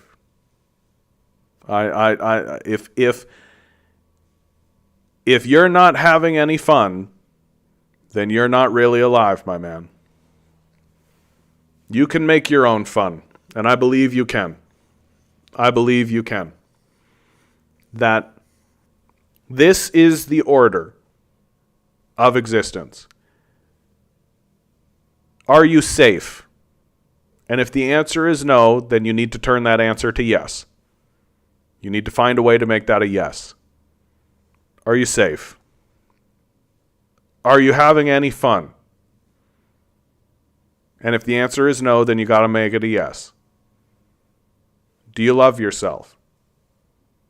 Do you love those who are around you? When you speak, are you doing so to uplift and to tell the truth?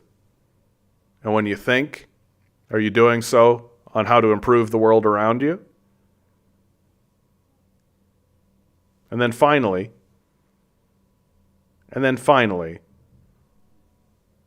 do you even try to connect to your Creator?